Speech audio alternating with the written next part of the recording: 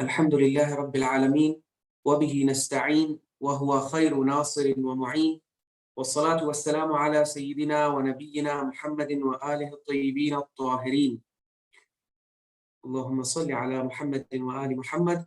Respected scholars, my dearest brothers and sisters in Iman, Assalamu alaikum wa rahmatullahi wa barakatuh. I once again want to take a moment to appreciate you all for tuning in to these Al-Islah lectures and also sharing your feedback with us.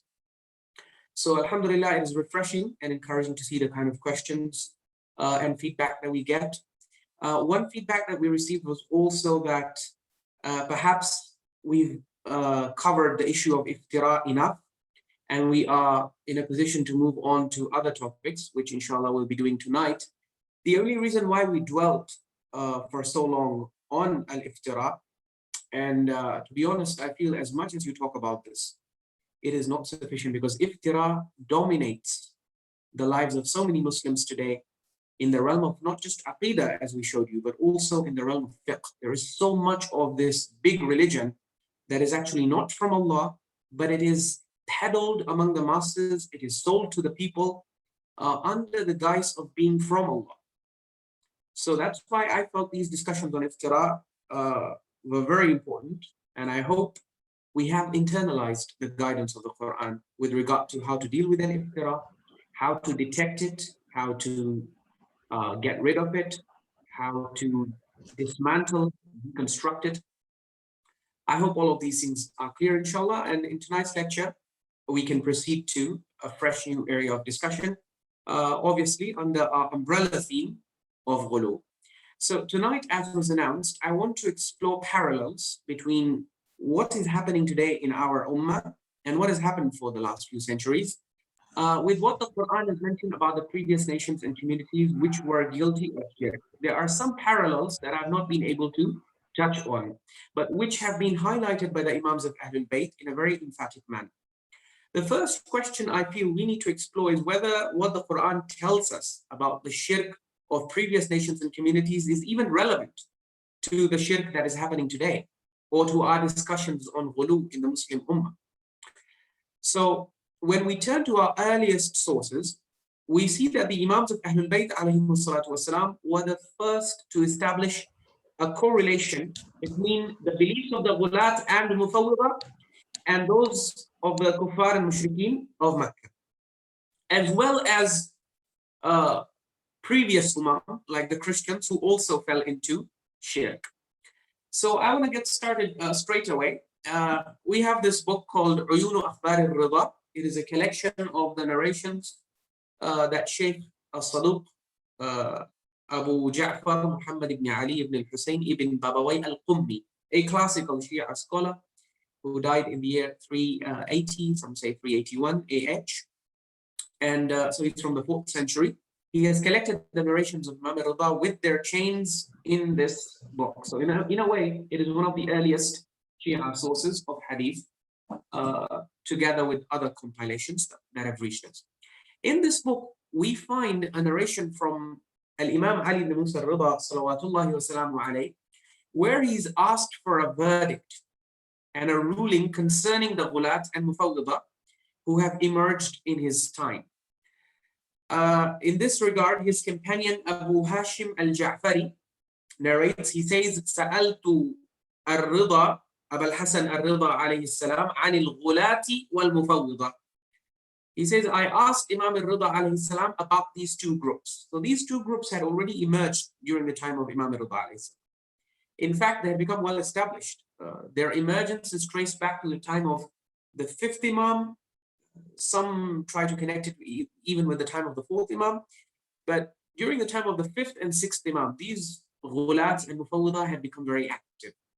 They used to pose as Shia, and they used to narrate narrations in the names of Ahlul Bayt, and they used to try and fool people into buying their beliefs and their unique claims by saying that whatever we are teaching you is actually not from our pockets. We have heard this from the companions of the Imams, from the students of the Imams, and many of them would claim we have heard this from the Imam directly. And if you have heard him say something which is the opposite of what we are telling you, then that's probably because he did not trust you enough. So he trusted us with the real knowledge.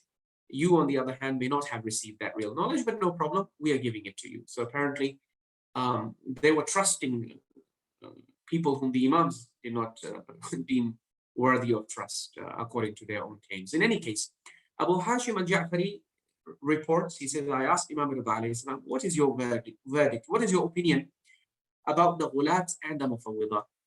So Imam Ridha alayhi salam is very frank and candid in his description and in his declarations against the Ghulaat and Mufawwidah. Straight away he says, Al-Ghulatu Kuffar. He does takfir of them. He says anyone who belongs to the Ghulaat are Kuffar. As far as we, the Imams of Ahlul Bayt, are concerned, and we don't consider them mu'mineen or believers. They have gone into Kuffar. And later on, if we have the time, I will even show you how the Imam proves. Because to prove Kufr is not easy, especially the Kufr of a person who is claiming to be Muslim. You have to understand, especially in the thought process and the worldview of Ahlul Bayt, takfir, you need very high level evidence. You need a slam dunk case to declare somebody to be out of the fold of Islam. Just consider this. I'm giving you this for comparison. Amir al-Mu'mineen Ali ibn Talib salawatullahi wasalamu alayhi was under so much pressure from his companions, from his soldiers, to declare the Amir of Sham, Muawiyya, to declare the Ashab al-Jamal, to declare the Khawarij Kuffar. Because you see, Muslims, even those who were on his side, had some hesitation fighting against fellow Muslims. So they would feel a lot more comfortable if Imam went ahead and declared the enemies as kuffar, so that they become halalud dam. It's easier to shed their blood if it is known that these are not believers aslan. But if they are believers, then shedding their blood, some Muslims used to have issues with that. Amir al-Mu'mineen, on the other hand, he says, look, the morality of what we're doing is not going to be derived from our interpretations of right and wrong and morality and this and that. It will be derived from Allah's statements. So the Ahlul Bayt were very clear on this. Our morality is derived from the imperatives of Allah subhanahu wa ta'ala. So Imam Ali would cite to them the verse of Surah Al-Hujurat, in which Allah subhanahu wa ta'ala says, وَإِن طَائِفَتَانِ مِنَ الْمُؤْمِنِينَ اقْتَتَلُوا فَأَصْلِحُوا بَيْنَهُمَا فَإِن بَغَتْ إِحْدَاهُمَا عَلَى الْأُخْرَى فَقَاتِلُوا الَّتِي تَبْغِي حَتَّى تَفِيءَ إِلَى أَمْرِ اللَّهِ. Allah talks about two Muslim parties or forces that fight with each other. Allah says the first step is you try and reconcile between them. But if one of them turns rebellious and they raise arms against you, فَقَاتِلُوا الَّتِي تَبْغِي, then they are a rebellious party. Qatil, fight against them. There's no problem if you shed their blood during that fight.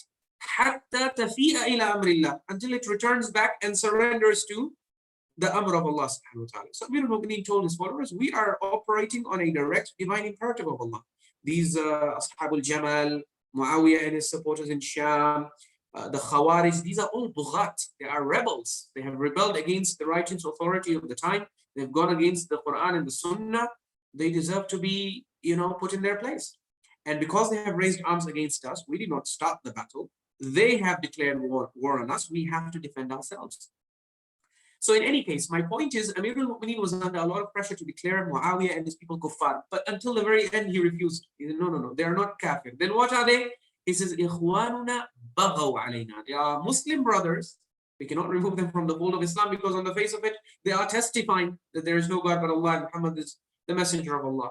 They're fighting against us for political reasons. They're using excuses, this and that, the blood of Uthman, that.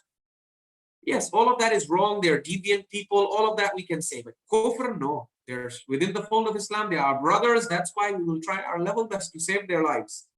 It's only when there is no other option, that's when we will fight against them in self-defense and shed their blood.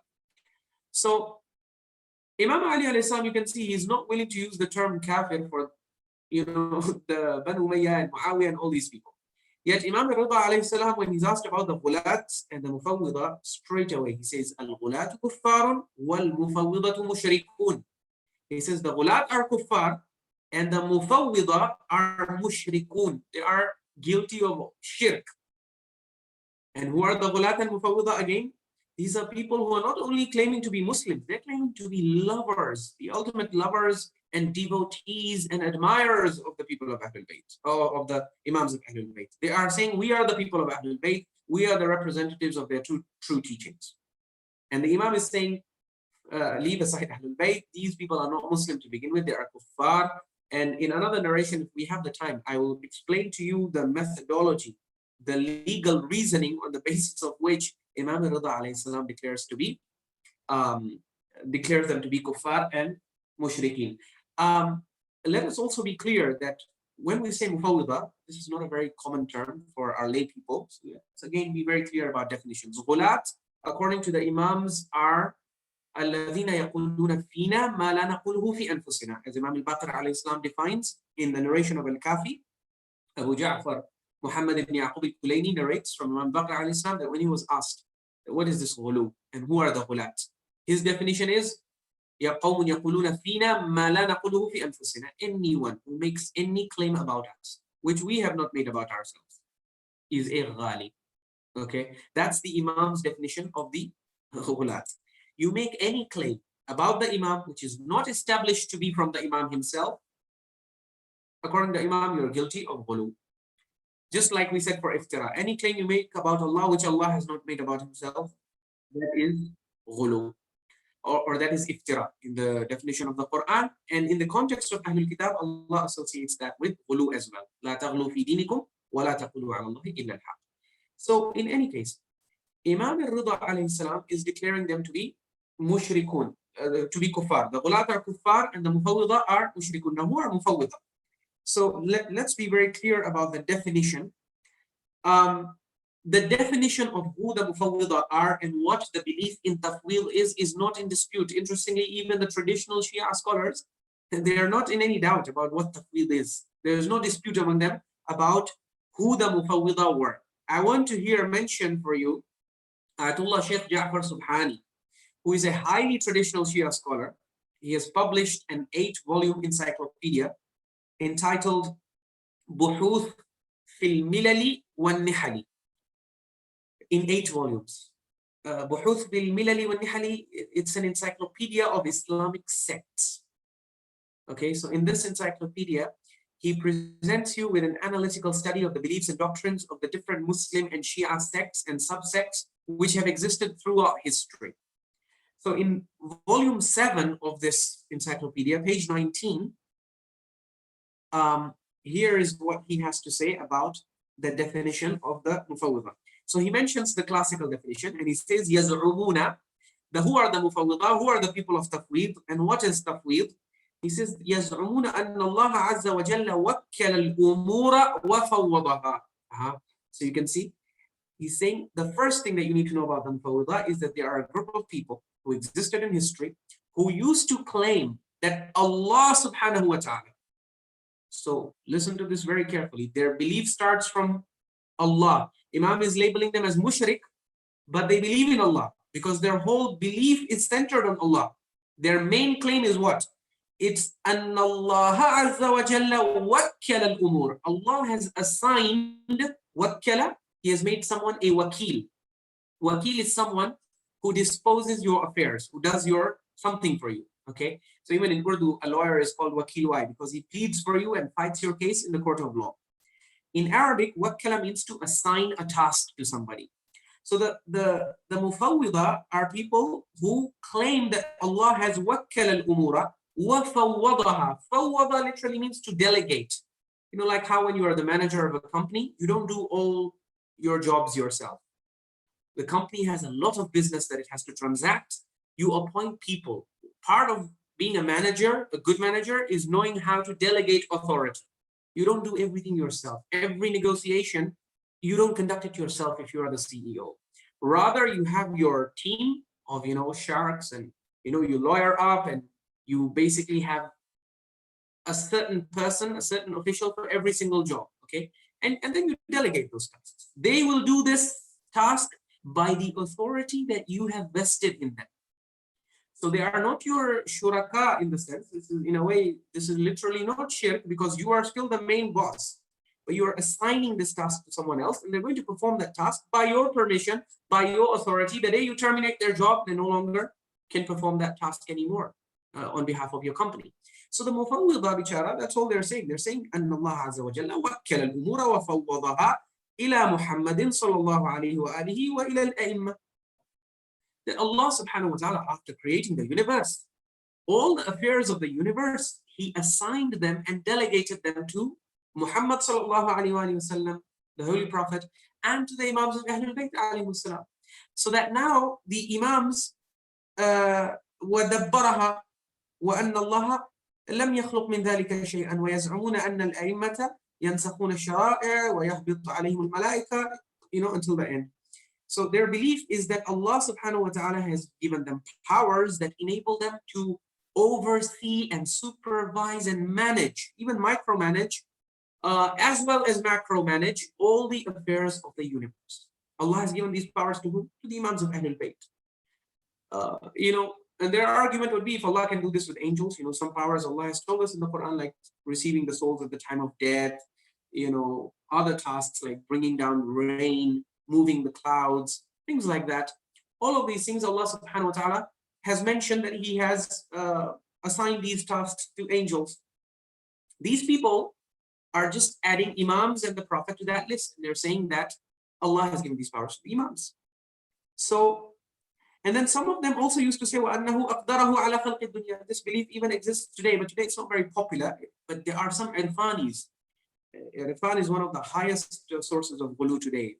Irfan in its pure sense it's got nothing to do with shirk and ghuluw. Irfan is all about ma'rifah of Allah. But today the way it's taught, and today a lot of the people who pose as scholars of Irfan will teach you a lot of Iftiraa. One of the Iftiraas that they teach, I was surprised, I had read about this in classical books. But when I actually met scholars who believe this today, it was kind of a revelation for me personally. I thought these beliefs have become extinct, but the people within the Shia community exist with such beliefs. They say that Allah created the Ahlul Bayt, He created their light, and then with Allah's permission and through Allah's enabling them, the Ahlul Bayt created the rest of the universe. So this idea has even been recited from the minbars at times. So this is all the beliefs of the Mufawwidah, that Allah created the universe through the Ahlul Bayt. Allah even today continues to run the affairs of the universe through the Ahlul Bayt. And today when you confront them, as I told you previously, they will say, well, if Allah can give some chores to angels, then why not to the Ahlul Bayt? And the answer is, for angels, Allah has testified. But for Ahlul Bayt or for the Holy Prophet, where has He testified? In fact, He has testified to the opposite. He says, قُلْ لَسْتُ عَلَيْكُمْ بِوَكِيلٍ. O Prophet, tell them, I am not your wakil. Yani, I'm not going to do these things. A wakil is someone who disposes your affairs, who does things for you. I'm not here to do things for you. I'm not here to give you rizq or to give you offspring or to, fulfill your needs. I'm here to give you guidance. That's the only thing Allah has authorized me. This was the message of the Prophet and the Imams. But the Mufawwidah, they begged to differ. They said, no, Allah subhanahu wa ta'ala, with Allah's permission. And somehow they felt a great deal of safety and security in pinning it on Allah. So then Ayatullah Shaykh Jafar Subhani goes on to register a protest. So this is the classical definition he has mentioned. Then he goes on to register a protest. He says, in the past, scholars have attributed the Mufawwidah and the Ghulaat to the Shia. So they label them in encyclopedias of Islamic sects. You will see the Ghulaat and Mufawwidah are mentioned among the Shia subsects. Ayatollah Shaykh Jafar Subhani takes exception to that. He says, why are you pinning them on us? These Ghulaat and Mufawwidah have been declared to be Kuffar by the Imams and Mushrikoon by the Imams. So what are you calling them Shia for? And then he goes on to present an interesting theory about how he feels that actually these Ghulaat and Mufawwidah are all a creation of the enemies of Ahlul Bayt, the Banu Umayyah and Banu Abbas. And why would the Banu Umayyah create people, or why would the Banu Abbas, sponsor or fund people to invent narrations, raising the Imams to divinity or giving Allah's sifat to the Imams? What was in it for them? He says, because لما كانت دعوتهم على خلاف العقل والنقل والفطرة الإنسانية لم يقم المجتمع الإسلامي لهم وزنا ولم يعيشوا إلا أياما قلائل وقد قامت أئمة أهل البيت بدورهم على إيقاظ الأمة عند استفحال الفساد. They say that the idea was that they wanted to undermine the Imams of Ahlul Bayt, the enemies of Ahlul Bayt. So they sponsored and supported these people who are inventing narrations like this, because these narrations, once they circulate in the Muslim Ummah, and these people are obviously circulating these narrations in the names of the Imams. So when the Muslim Ummah hears that Imams, na'udhu billah, are claiming that Allah has given us all the powers to create and to give sustenance and to fulfill your Hajaat and to basically do everything, when the Muslim Ummah hears this, the rest of the Muslims who are not very close to the Ahlul Bayt, they will obviously first of all believe in it, because they don't know the Ahlul Bayt personally. They have not listened to their teachings firsthand. So they don't have anything to measure the Ahlul Bayt against. So when they will hear these claims, number one, they'll believe in them. And number two, after believing them, they will lose all respect for the Ahlul Bayt. They will say that Ahlul Bayt are na'udhu billah, deviant people who are promoting their own divinity instead of promoting the divinity of Allah as righteous scholars are supposed to be doing. And to a level, I will, inshallah, this is not the time tonight, but in one lecture, I will show you how they succeeded initially. These Ghulaat and Mufawwidah, whether purposely they were aiming for this or whether this was a sinister mission, they did succeed, because I can show you examples. Syed Al-Hur has mentioned examples of Sunni scholars in the classical period, a very early classical period, who actually started developing a negative opinion about the Imams of Ahlul Bayt because of what was being circulated in their names. Yani the case went to the level of their scholars who actually declared Al-Imam Abu Abdullah Ja'far bin Muhammad As-Sadiq alayhi salam. They declared him as da'if fil hadith. They discredited him in hadith. Can you imagine?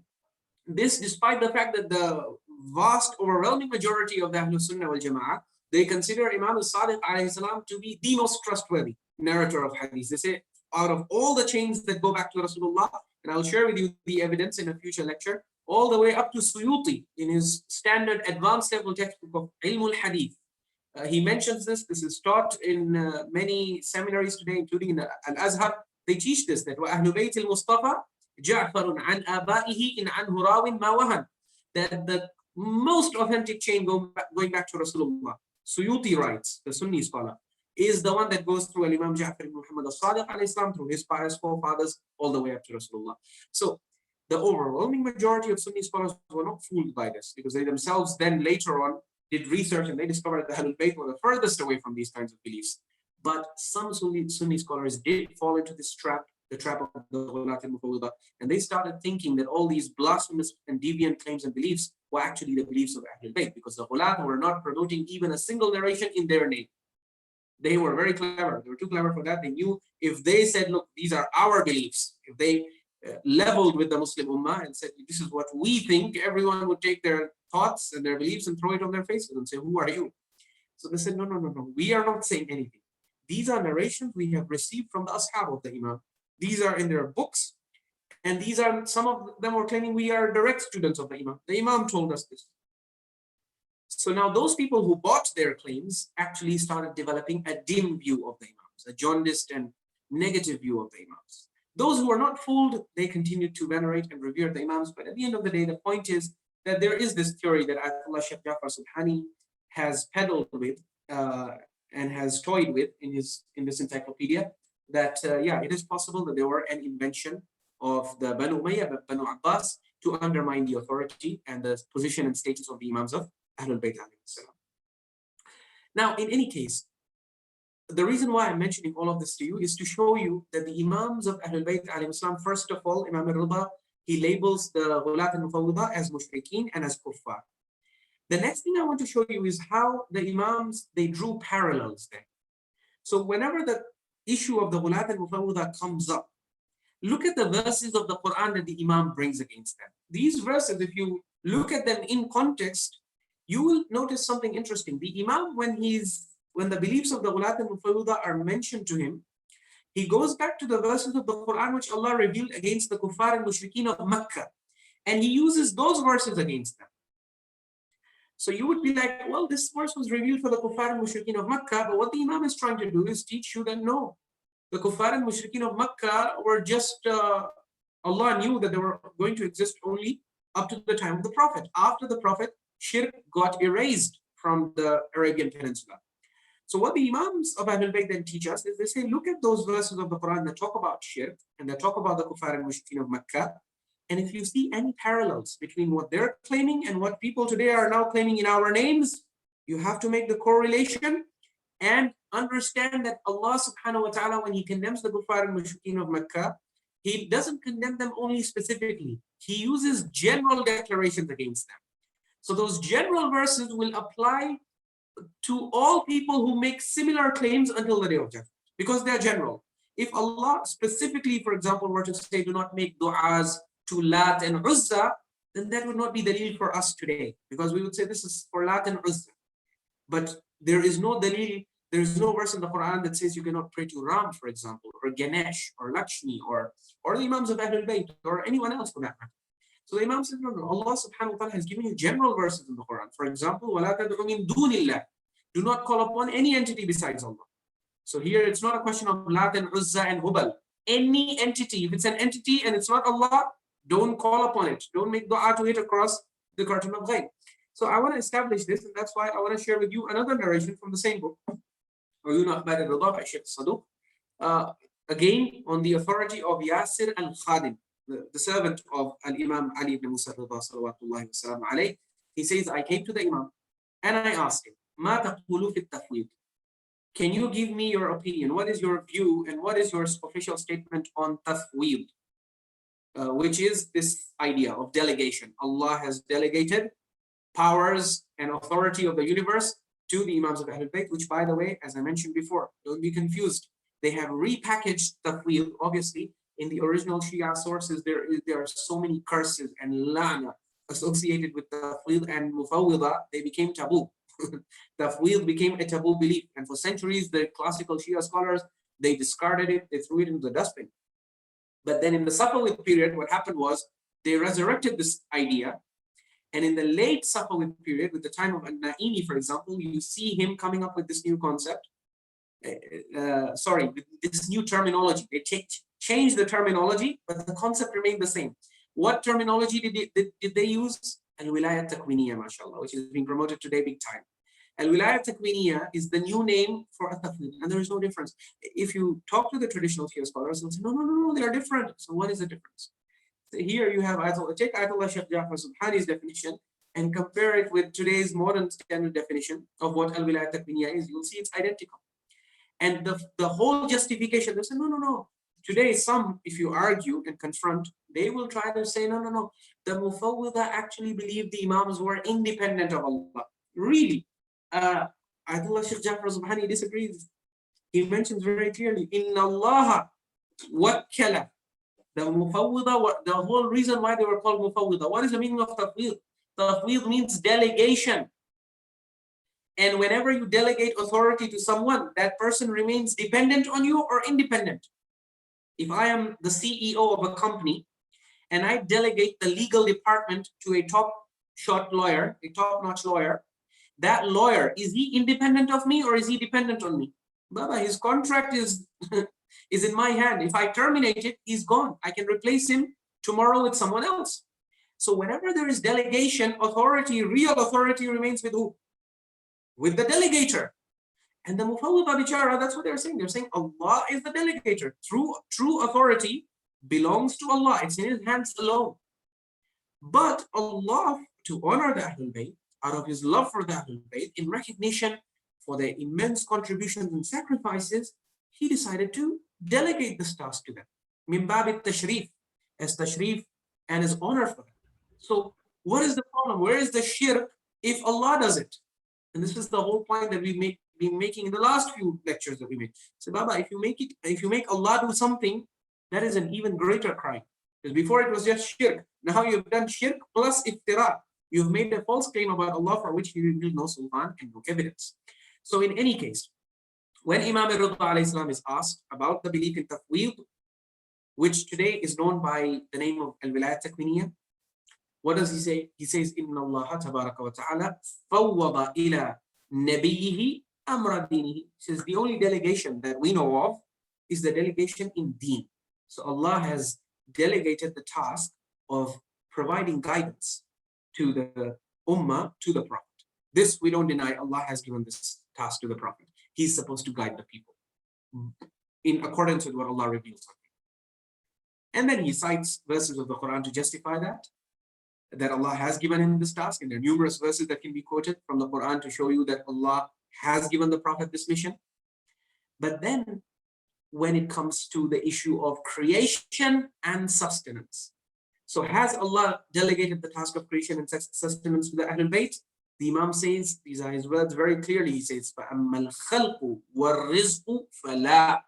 He says, as far as creation and sustenance or running the affairs of the universe is concerned, la, no, Allah has not given any such powers to either the Prophet or any of us. And then look at what he does. He goes to the Quran and he quotes, he's now empowering his followers. He's like, what are you thinking? How can you be fooled by these people? You don't have the Quran. He quotes the verse from Surah Ar-Rum, Surah number 30 of the Quran, verse 40. Imam Ridha, in support of his claim, first of all, that the Ghulaat and Mufawwidah are Mushrikoon, and secondly, that rizq and khalq are not things that Allah has given the Imams any power in or any say in, or the Prophet for that matter. He quotes verse 40 of Surah Ar-Rum. What does Allah subhanahu wa ta'ala say over there? Surah Ar-Rum is a Meccan surah. So Allah, on the face of it, is addressing the Kuffar and Mushrikeen of Mecca. But the language that he uses is so general that the Imam very comfortably and conveniently applies it to the Shia of his time, who are making claims that are similar to the claims that the Kuffar and Mushrikeen of Mecca were making. So the Imam says, Inna Allah Azza wa Jalla yaqul, Allahu khaliqu kulli shay. Wa huwa yaqul, so he quotes the verse, this is now from Surah Ar-Ra'd, okay, chapter 13. Allah says, Allahu khaliqu kulli shay. Allah is the one who creates everything. He's the creator of everything. The second verse he quotes, as I told you, is from Surah Ar-Rum. There Allah says, Allahu alladhi khalaqakum, thumma razaqakum, thumma yumitukum, thumma yuhyikum. هل من شركائكم من يفعل من ذلكم من شيء سبحانه وتعالى عما يشركون. Allah addressing the Prophet, he tells the Prophet to tell the Kuffar and Mushrikeen of Mecca that Allah is the one who created you, and then he gave you rizq, and then he's going to give you death, and then he's going to resurrect you and bring you back to life. هل من شركائكم. This is the challenge. Allah says, are there any among your shuraka, those whom you associate and give partnership with Allah too? Among those whom you associate with Allah, is there anyone, any entity who has the power to do any of these things that I've just mentioned, which is to create, to give sustenance, to give life, to give death? Subhanahu wa ta'ala amma yushrikun. Allah says, Subhanahu is lafzu tanzih. Allah glorifies and says, pure is Allah above, the things that they associate with him. So Imam Ridha alayhi salam here is using a verse from the Meccan period, and he's applying it on whom? On the Ghulaat and Mufawwidah. Why? Because he's saying in essence, these Ghulaat and Mufawwidah are a reincarnation in a way, if you could see, not in the literal sense, but in terms of their beliefs. They are a reincarnation of the Kuffar and Mushrikeen of Mecca. Now, how are you any different? If you are going to give away these exclusive, unique, divine attributes and offices of Allah, if you're going to give them away to the Prophet and the Imams of Ahlul Bayt, even though in the Quran Allah has not mentioned any such thing, then how are you any different from the Kuffar and Mushrikeen of Makkah, who used to do the same thing for different personalities, for their idols? And remember, these idols were not just these stones that they used to worship. It was not the stones, as you will see in the verses of the Quran. These stones represented spirits of it has been claimed by the Mufassirin of pious prophets and pious people in the past. Whatever they were, the Kuffar and Mushrikeen were not just about the stones. They knew these stones cannot benefit and harm. They were behind the spirit, the Atma, as the Hindu brothers will tell you. Even today, if you go and ask most educated Hindus, why is it that you worship idols? Do you think these stones can really benefit you and harm you? Or these structures, these murtis? They'll tell you, no, who told you we think, all of that? We simply, these idols are there to help us focus. Just like you Muslims have the Kaaba, you face the Qibla. So no one says you worship the Kaaba, right? Even though to a person who doesn't know better, when you're performing sajda in front of the Kaaba, it might look like you're worshiping the Kaaba. You're prostrating before the Kaaba. But the Kaaba is just a direction. It's just a Qibla, okay? It's helping you focus your, it's there for discipline. So he says the same thing about us as Hindus. We find it very difficult to focus on God in the abstract. God is the ultimate abstract reality. And the human mind is not capable of dealing, it's not an expert of dealing with abstractions. So we want to make God more concrete so that we can focus on. So when we do worship and puja, We need something, in front of us so that we can help. So when you ask them, these stones, they say, no, no, no. It's the Atma inside this, the spirit behind these stones that we are calling out to. So then what is this Ram and Lakshmi and Ganesh? These are the avatars. These are the manifestations of the one supreme being. Okay. So you can see Mushrikeen in every community have different justifications. Ultimately, even Hindus claim God is one. If you ask the educated, learned Hindus who are well-versed in the scripture, how many gods do you have? They say one. At the end of the day, every community received this message, oneness of Allah. And the Mufawwidah and the Ghulaat were not atheists. They were not saying, no, Allah doesn't exist or Allah is retired now. No, Allah is in full control. But he, like a CEO of a company, he is delegated. And we have evidences in the Quran where he has, given chores to angels. So why not to the prophets?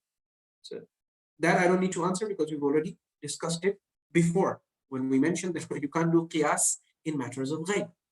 But in any case, what you see here is that the Imams of Ahlul Bayt alayhim salatu wassalam are very clear that the verses that Allah has revealed in the Meccan surahs of the Quran, if you understand these verses, you can combat all the Ghuluww and Tafweedh that's happening within their madhab. And they themselves are using these verses to silence the Ghulaat and Mufawwidah of their time.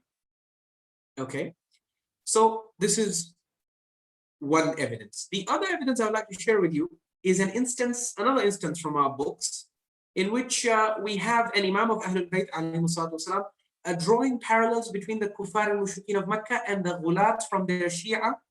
You see this in their commentary of verses 22 and 23 of Surah Al-An'am. I want us to pay attention on these verses 22 to 23 of Surah Al-An'am.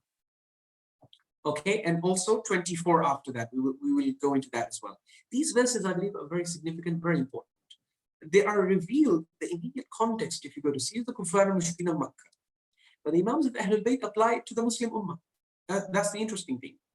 And the commentary and the interpretation of this that Imam Sadiq shares is really eye-opening and also an alarming, sobering call to all the Muslims who are involved in different kinds of, shirk or iftiraa, and they are living in a false sense of security that, because we are so confident that we don't consider the Imams or the Prophets or the Sufi saints to be aliha, we don't openly say with our mouth that they are gods, therefore it is okay.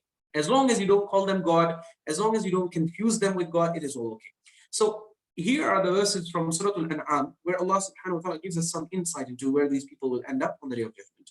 In verse number 22, Allah subhanahu wa ta'ala says, وَيَوْمَ نَحْشُرُهُمْ جَمِيعًا ثُمَّ نَقُولُ لِلَّذِينَ أَشْرَكُوا أَيْنَ شُرَكَاؤُكُمُ الَّذِينَ كُنْتُمْ تَزْعُمُونَ.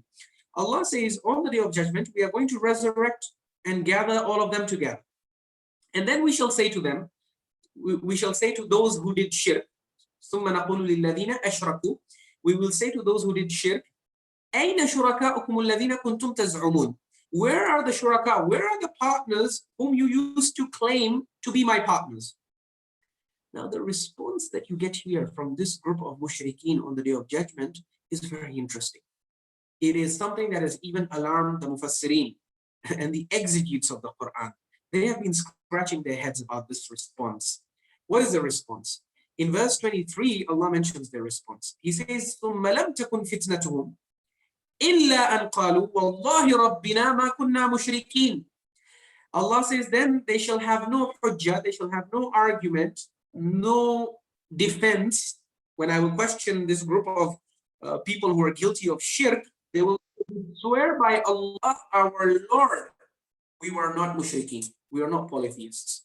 So they're openly denying that they are mushrikeen. Allah is accusing them of shirk, and they're saying, we swear by Allah, our Lord, that we were not mushrikeen.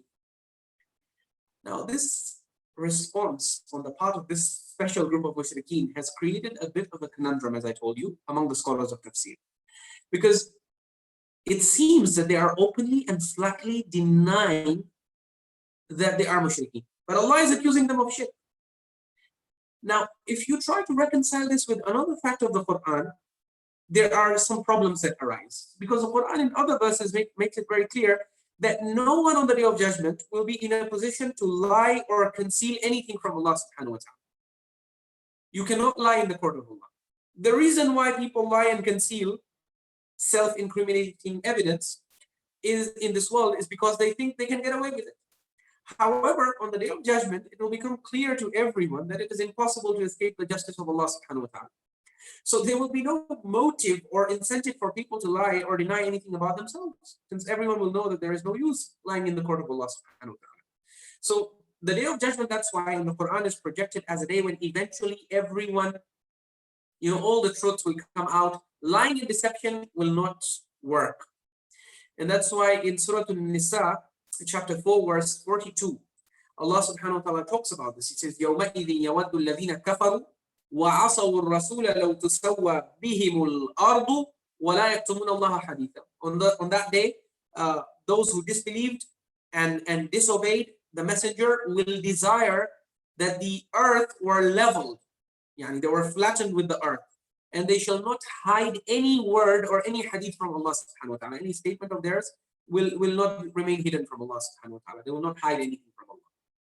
Similarly, in Surah Al-Haqqah, which is chapter 69 of the Quran, verse 18 and 19 onwards, Allah subhanahu wa ta'ala talks about how يَوْمَئِذٍ تُعْرَضُونَ لَا تَخْفَى مِنْكُمْ خَافِيَةٌ. On that day you shall be exposed fully. No secret of yours will remain hidden.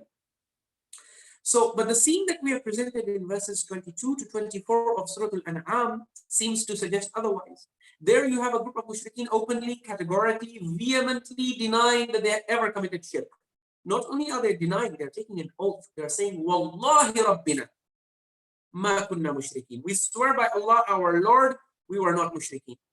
So they are so emphatic and vehement in their denial. And they're so confident that they have not committed any shirk. They even swear on the name of Allah that they were not mushrik. So the question is, how do we reconcile this with the Quranically established fact that no one will dare to lie to Allah or hide anything from Him on the Day of Judgment? Aren't these people lying against Allah? Aren't they lying to Allah? Aren't they trying to conceal the fact that they were mushrik? Because Allah seems to suggest in verse 42 of chapter 4, which I just quoted, that no one will even attempt to conceal anything from Allah on the Day of Judgment, since everyone will know it's pointless to do so. So there does seem to be some confusion here. How do we reconcile these two things? Now, luckily, if you go to the narrations, you see this matter was brought before the Imams of Ahlul Bayt alayhimus salam, and they offered a very beautiful, cogent, albeit very scary explanation for it.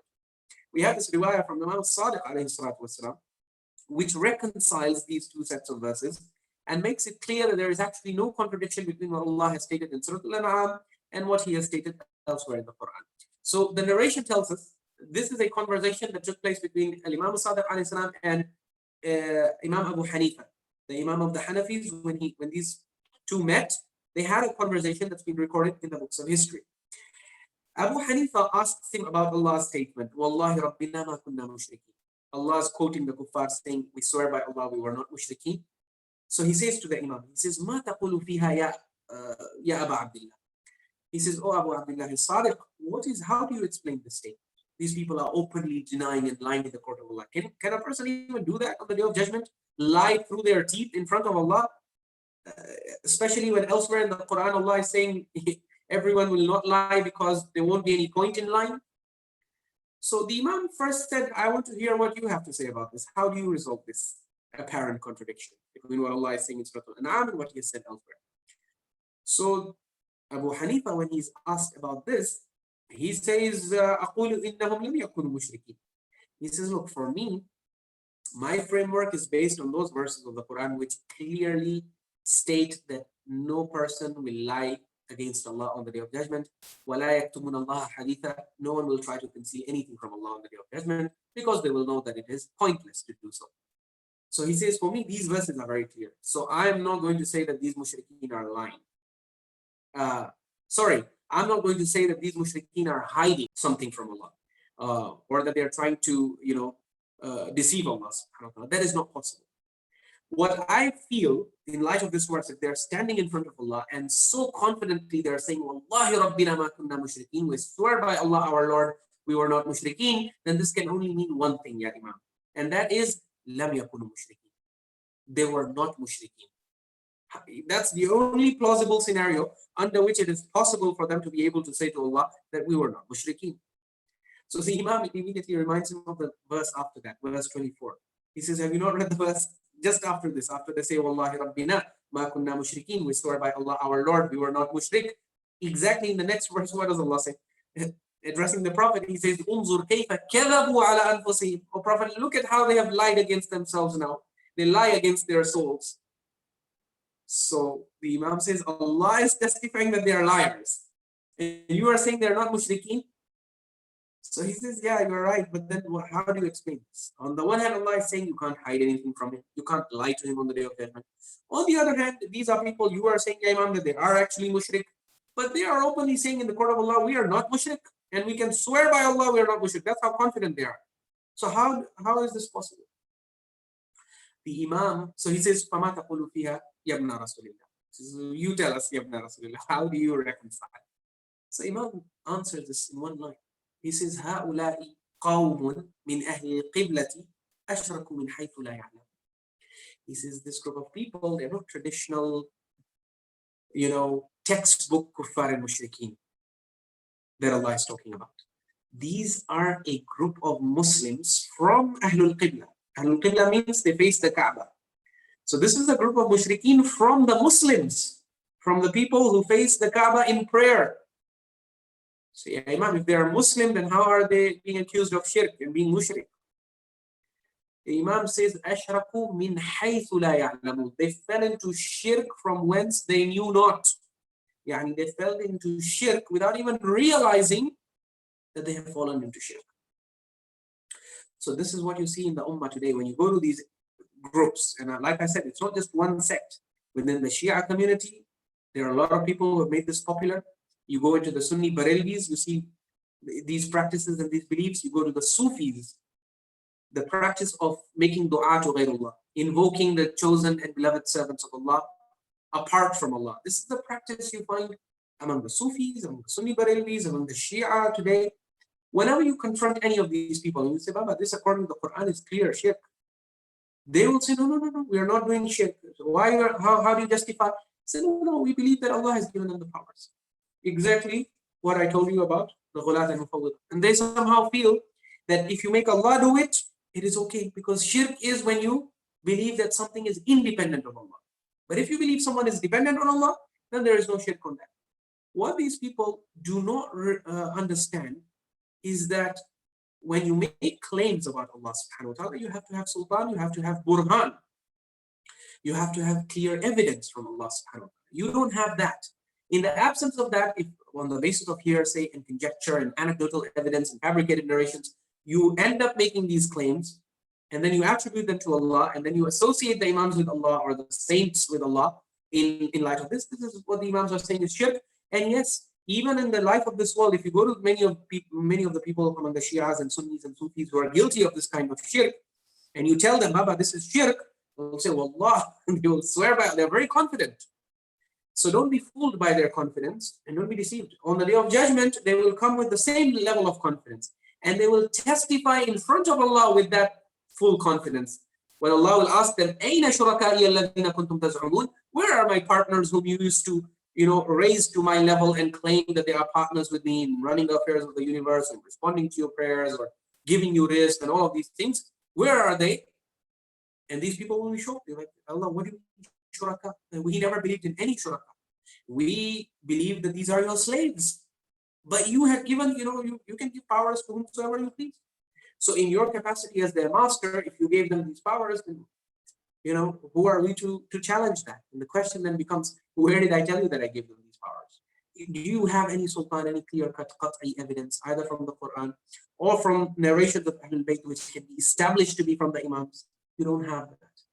All they have is fabricated narrations that have been dismissed and discredited by the researches of the top scholars of Shia ilm al-rijal, as well as Sunni ilm al-rijal. The shirk that's going on the Sunni sides is supported by narrations on the Sunni side. And the top scholars of Rijal and Diraya and Hadith from the Ahlul Sunnah have dismissed those narrations and discredited them because they have well-known liars in their chains. The Ghulaat of the Shia, they actually infiltrated Sunni Hadith circles. So sometimes, the average Shia or even those people who are not well versed in these things, when they see a Ghali narration in a Sunni book, they're like, this can't be wrong, because why would the Sunnis, glorify the Imams and elevate them? Why would the Sunnis do Ghuluww? People think that Sunnis, are against Ahlul Bayt. But the reality is the Ghulaat actually infiltrated Sunni Hadith circles, and they inserted these ahadith, and because they were acting as undercover agents, they were not exposed. Some of them were exposed, some of them were not exposed. Natija, the result is you will find narrations supporting Ghuluww in Sunni sources, in Sufi sources especially, and yes, in this post-Safawid and Safawid Shia sources, you will find a lot of shirk supporting narrations. And even in the books of the Ghulaat and Mufawwidah before that. So in any case, these verses from Surah Al-An'am are very alarming, and they should serve to wake all of us up, because many of the people in our communities who are involved in this kind of shirk, they are very confident that they're not doing shirk. And they somehow, if you talk to them, if you discuss with them, I've spent a lot of time doing this. I've, spent time interacting with scholars, with traditional scholars, with lay people. They both have the same arguments in this. They're on the same page as far as this is concerned. They all use the same kinds of arguments, which we've already discussed and refuted in previous episodes. So their whole idea is about, the Imams of Ahlul Bayt are utterly helpless on their own. If you say that the Imams are dependent on Allah, they are fully dependent on Allah and they're getting these powers from Allah, they say it is okay. The Quran, on the other hand, tells you that if you say that Allah has given them these powers, it is Iftiraa. Because where has He testified in the Quran? And if you say that no, Allah didn't give them these powers, the Ahlul Bayt intrinsically, like if you go deep into Irfan, you'll see some Irfani scholars, they say, the ilm of the Imam is not husuli, it is huduri. The Imams intrinsically, by virtue of the light that Allah has made them with, they possess these sifat from day one, and they were not necessarily given these sifat by Allah. They just had them from day one. So that is then shirk. That is pure and clear shirk. Whereas when you claim that Allah, you put it on Allah, then it becomes a form of Iftiraa. So the other narration, I have only 10 minutes left with me, but if we could go into another evidence that is very compelling in this regard, is the treatment that Allah subhanahu wa ta'ala gives us of the Catholic Christians. So I told you that the Christians are the second community that you will see Imams of Ahlul Bayt drawing parallels between them and between the Ghulaat of their Shia. So I want you to return back to a passage of the Quran that I shared with you before, but from a different angle.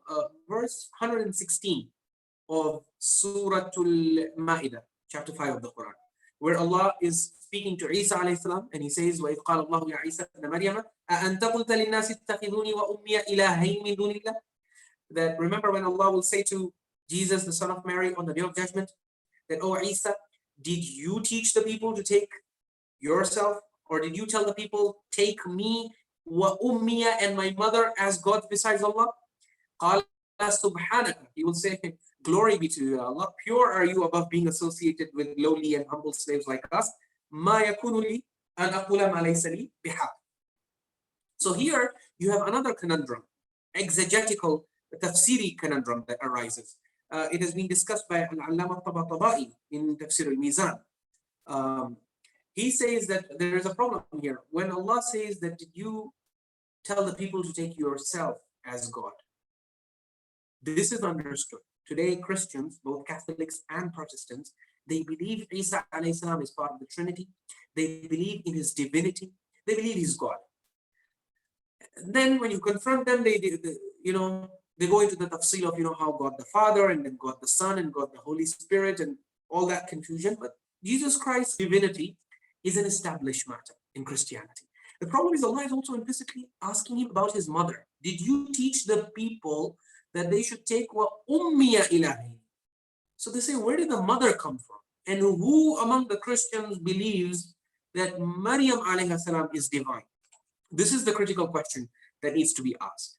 is that why is Allah implying that Bibi Maryam has been taken as a God besides or together with Allah?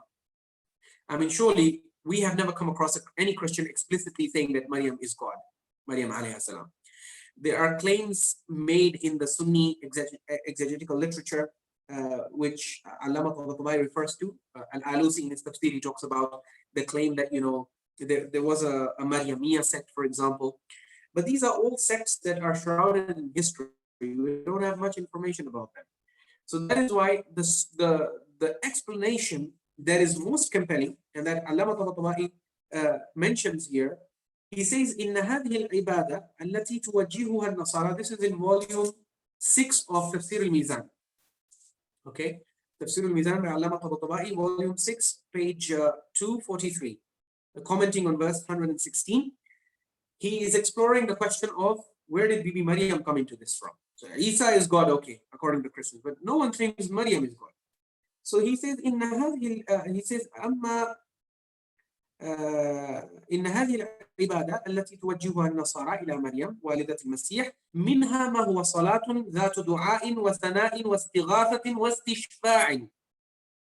Okay, so this is the critical statement. He says that the reason why Allah is accusing these people, the Christians, of having taken Maryam as a God besides Allah, even though with their mouths they never say that she is a God, is because even though with their mouths they do not say that she is a God, they treat her like God.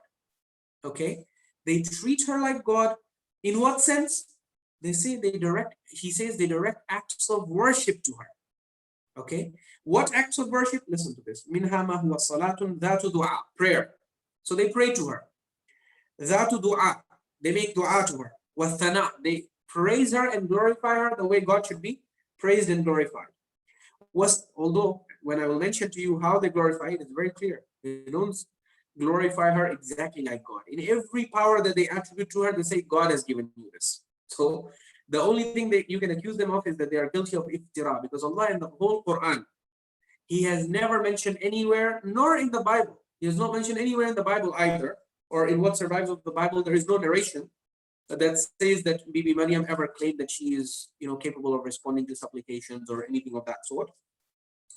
But the Christians of today, Catholics in particular, not the Protestants. Protestants are against this. They consider this to be shirk. They say you are doing shirk, you are associating Maryam with Isa, which Isa is obviously God. So they're like, no, that is shirk, that is not allowed. But in the case of Bibi Maryam, the Catholics, they address prayer, supplication, praises, worship, and istishfa. Istishfa is seeking intercession. They actually have prayers.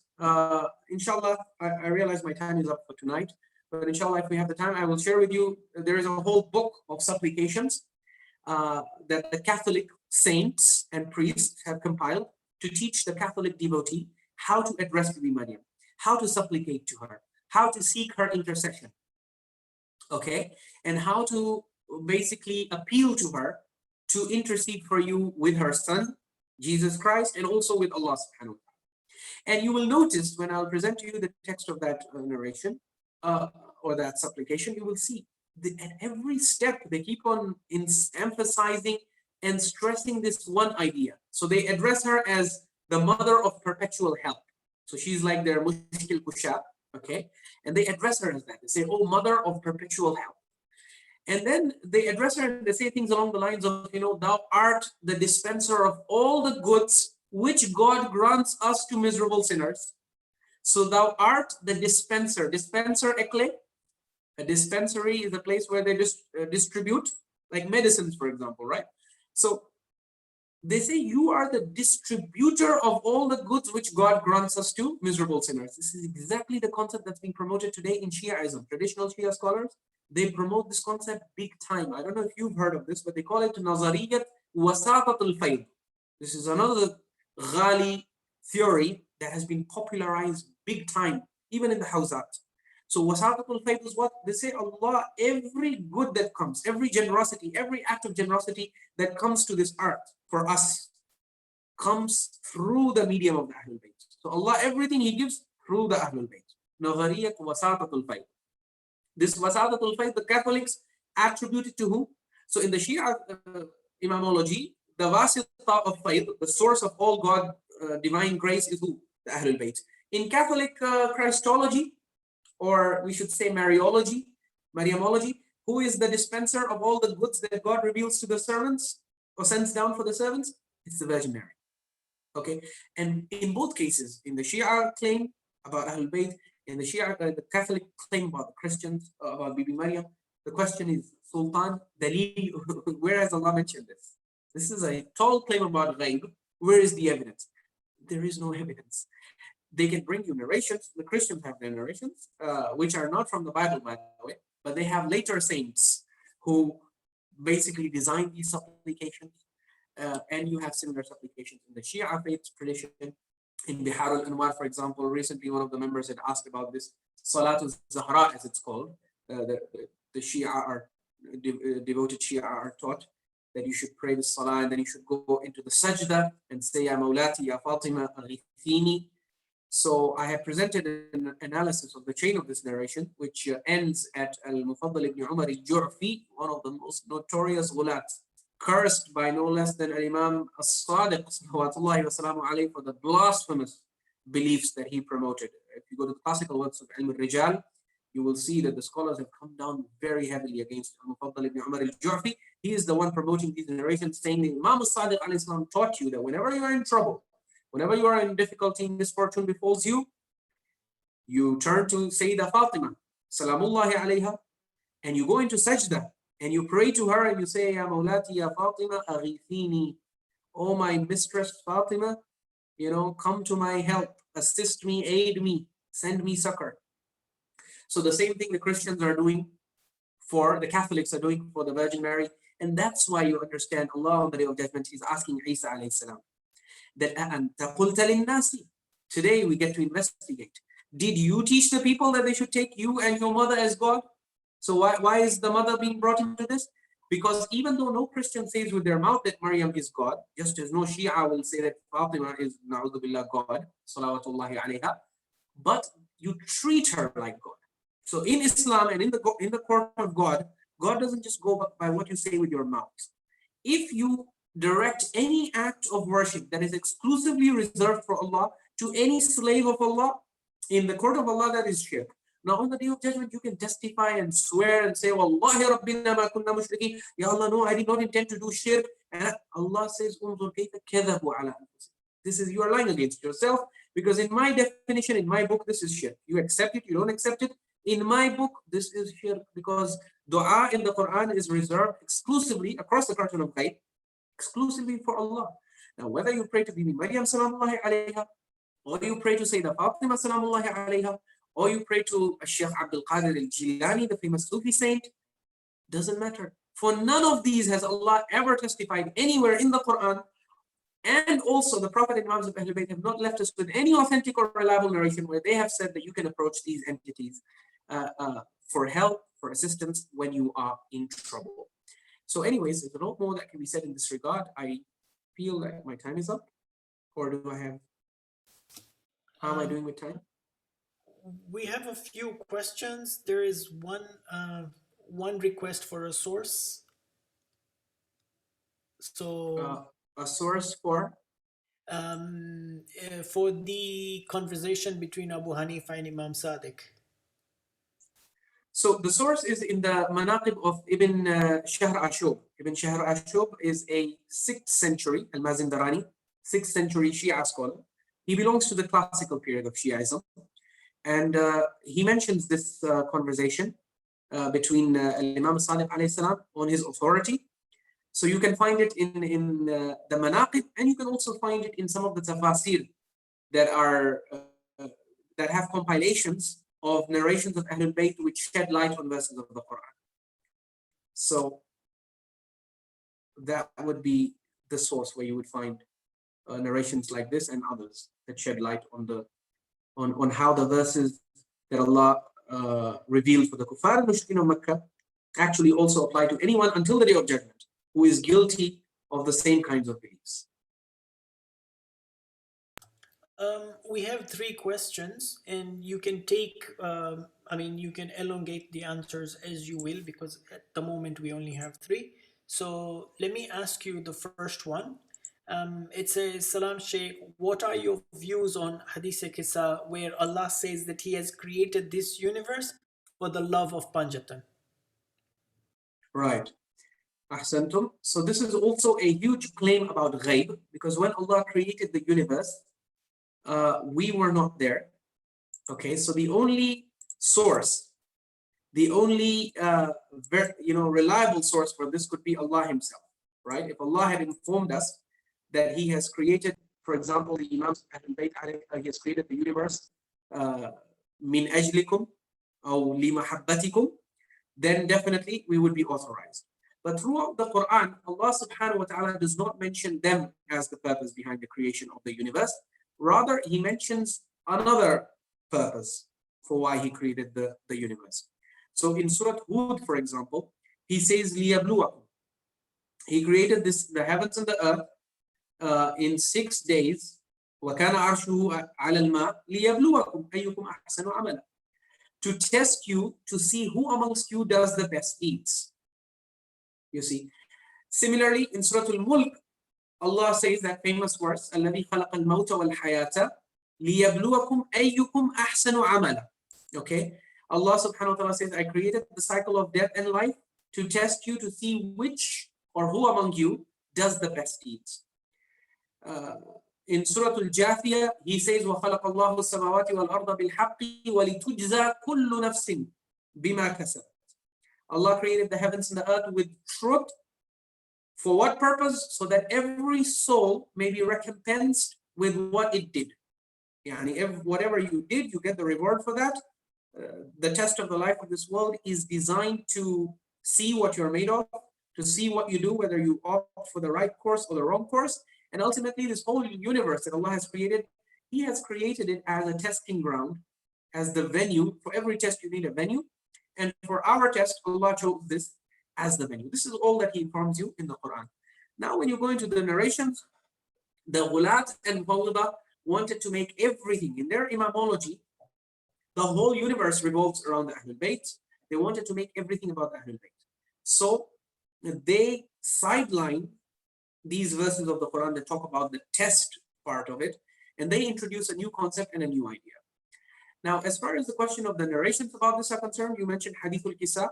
Hadith Kisaa is a narration that has been analyzed by Ayyatullah Sheikh Rai Shahri, Muhammad Rai Shahri, the great scholar of Hadith in Iran, who is also known as the Allama Majlisi of today among many traditional Hawzawi circles. He's highly revered, and he's a scholar of Rijal and Hadith.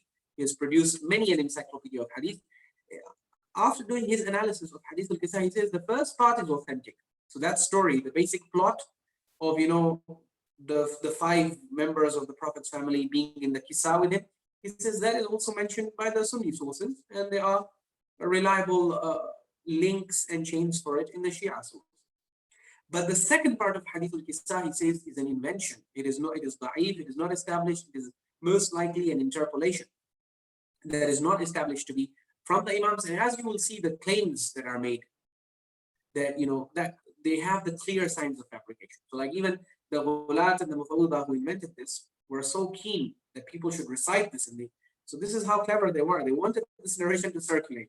So imagine they make this whole long narration, or they add it to an existing narration, and this is called idraj. In Ilm al-Rijal, the scholars of Ilm al-Rijal will tell you that there was a phenomenon in hadith fabrication that's called idraj.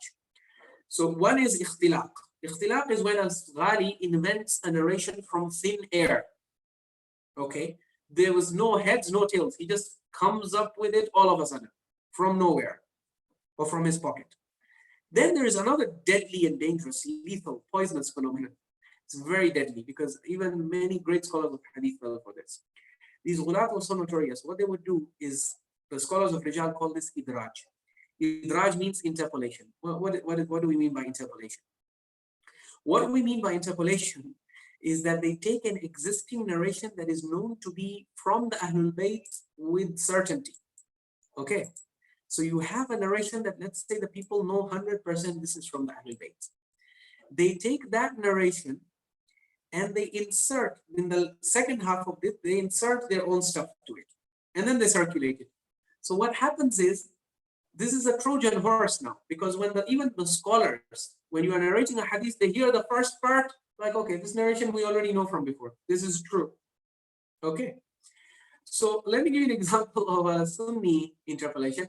You know that famous hadith, Ana Madinatul Ilmi wa Aliyun Babuha. I am the city of knowledge and Ali is its gate. It's a hadith attributed to Rasulullah.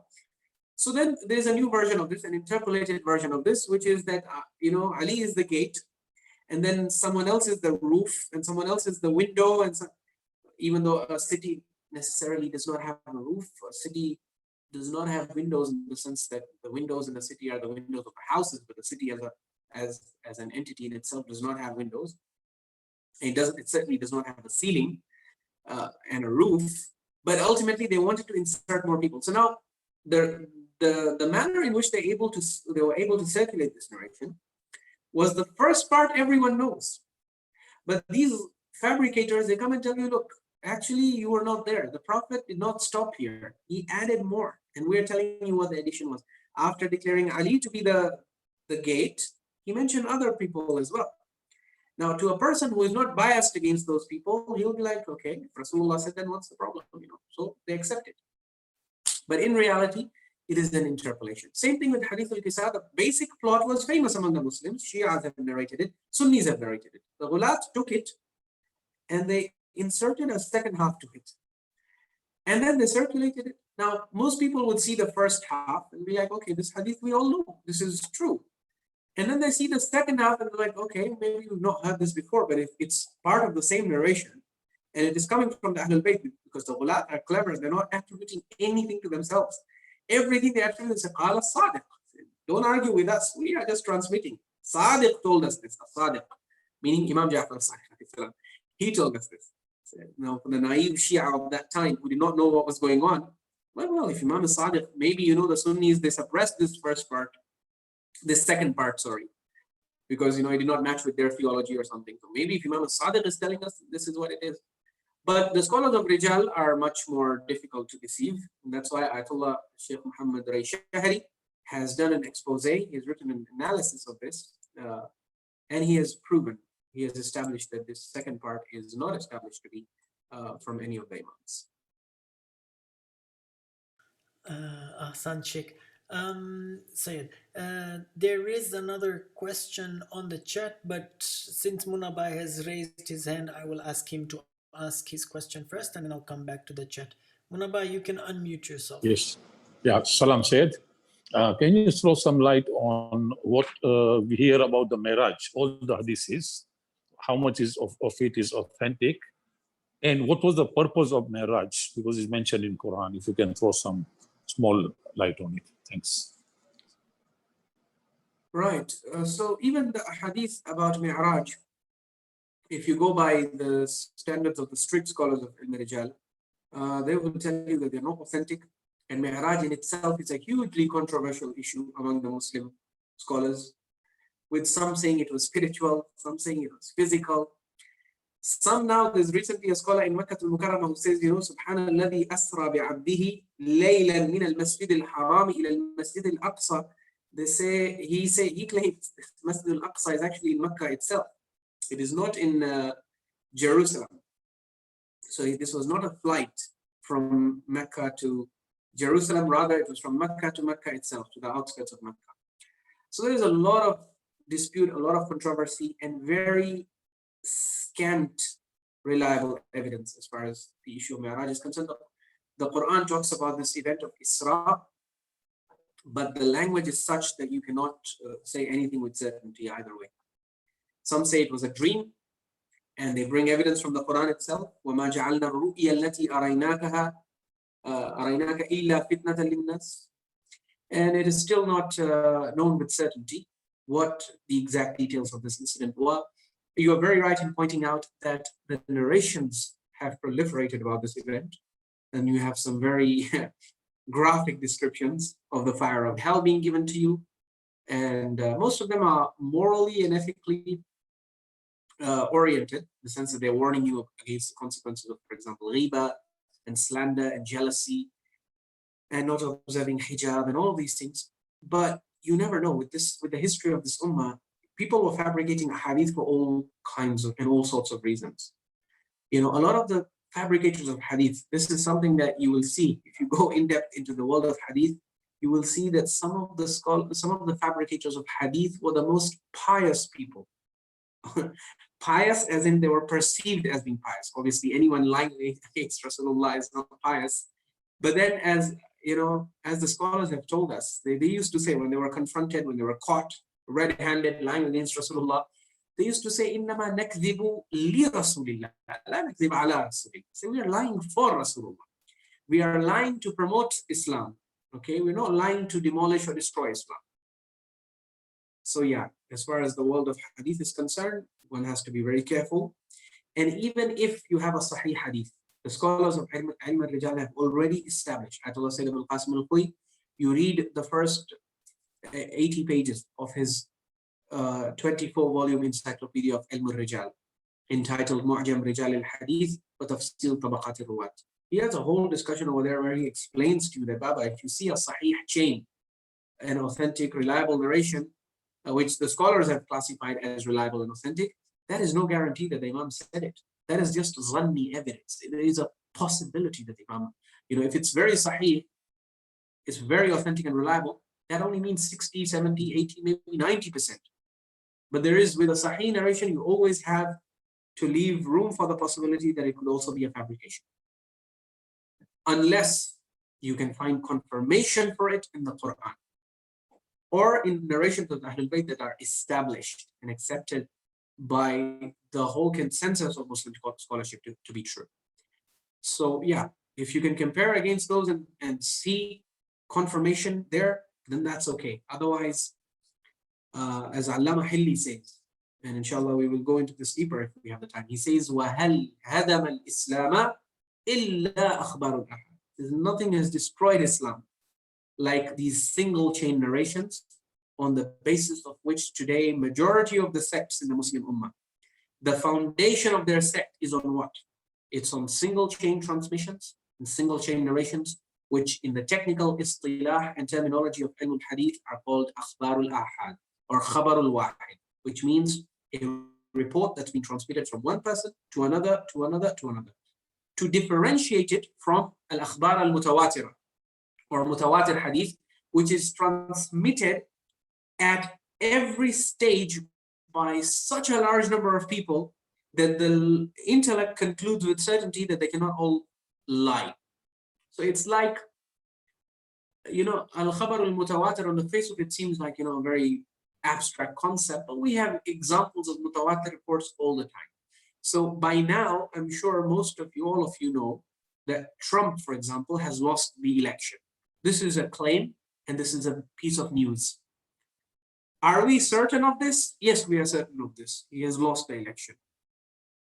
But what is our evidence? Our evidence is mutawatir reports. This is not just, one news agency, CNN reporting it. They would say, oh, CNN has an agenda against Trump. No, this has been reported now by all news media outlets, all of them at the same time. And from them, it's been transmitted in such a way, such a large number of people have transmitted it, and you just know this is not a lie. This has happened. So we have a lot of examples of mutawatir. And so in the case of the Prophet and the Imams, there are some things or some aspects of their teachings which have been transmitted. And when you go to the original sources, you see that. You see those patterns. You see instances of things that have been transmitted with such tawatur that they leave you in no doubt that, this the Imam must have said, or this the Prophet must have done. Otherwise, such a large number of people cannot just make up. And if such a large number of people were to get together with a sinister motive and make up a report, the books of history would record it. Because such a big conference, cannot go unreported. That's what the scholars of, both logic and hadith tell you. So Miraj happened. So no, so the details of Mi'raj, we cannot say anything about them with certainty. The narrations about them are all zanni. The Quran refers to the Prophet's encounter with Jibreel in Surah Al-Najm. It refers to the event of Isra in chapter 17. But then the language of the Quran is not such that you can conclude with certainty one way or the other that it was a dream, or was it a physical experience, spiritual. The Quran is silent on these things.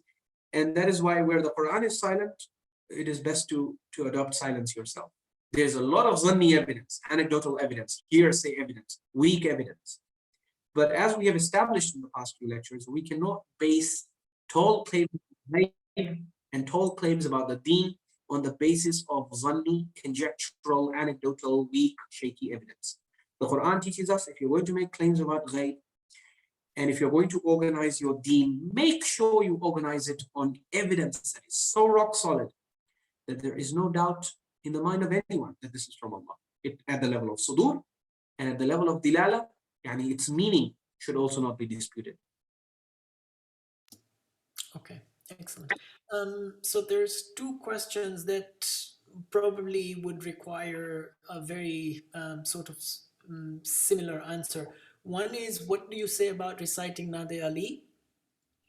And the other one is, what about going for ziyarah? Right. So Nade Ali, I don't know if the one asking it is joining us for the first time, but in that case, we addressed Nade Ali in the previous lectures. We mentioned that Ayyatullah Sayyid Muhammad Sa'id Tabatabai al-Hakim, Ayyatullah Sayyid al-Qasim al-Khuy were asked about this. They dismissed it, saying that it has no chain to begin with. That's the first sign of a fabricated narration, is that it doesn't have a chain.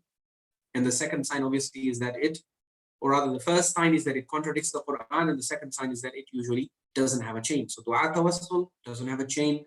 Nade Ali doesn't have a chain. But this is not the ultimate proof that it's a fabrication. The ultimate proof is that these du'as, they contradict what Allah has revealed in the Quran. So in the Quran, Allah subhanahu wa ta'ala, for example, in Surah Al-An'am, He addresses the Kuffar and Mushrikoon of Makkah. And He says, قُلْ مَن يُنَجِّيكُمْ فِي ظُلُمَاتِ الْبَرِّ وَالْبَحْرِ تَدْعُونَهُ تَضَرُّعًا وَخُفْيَةً لَئِنْ أَنْجَانَا مِنْ هَذَا لَنَكُونَنَّ مِنَ الشَّاكِرِينَ. Allah subhanahu wa ta'ala asked them that, tell me, who is it who relieves you of your difficulties and your problems and your distress, especially when you are lost in the dark recesses of the land and the sea?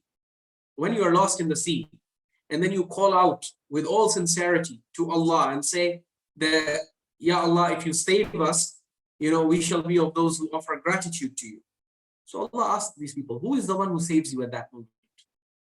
Now, normally, if the claims of the Ghulaat and Mufawwidah and even the Kuffar and Mushrikoon of Makkah were true, you would expect Allah would say that, well, it's the Ahlul Bayt who save you through the powers that I have given them.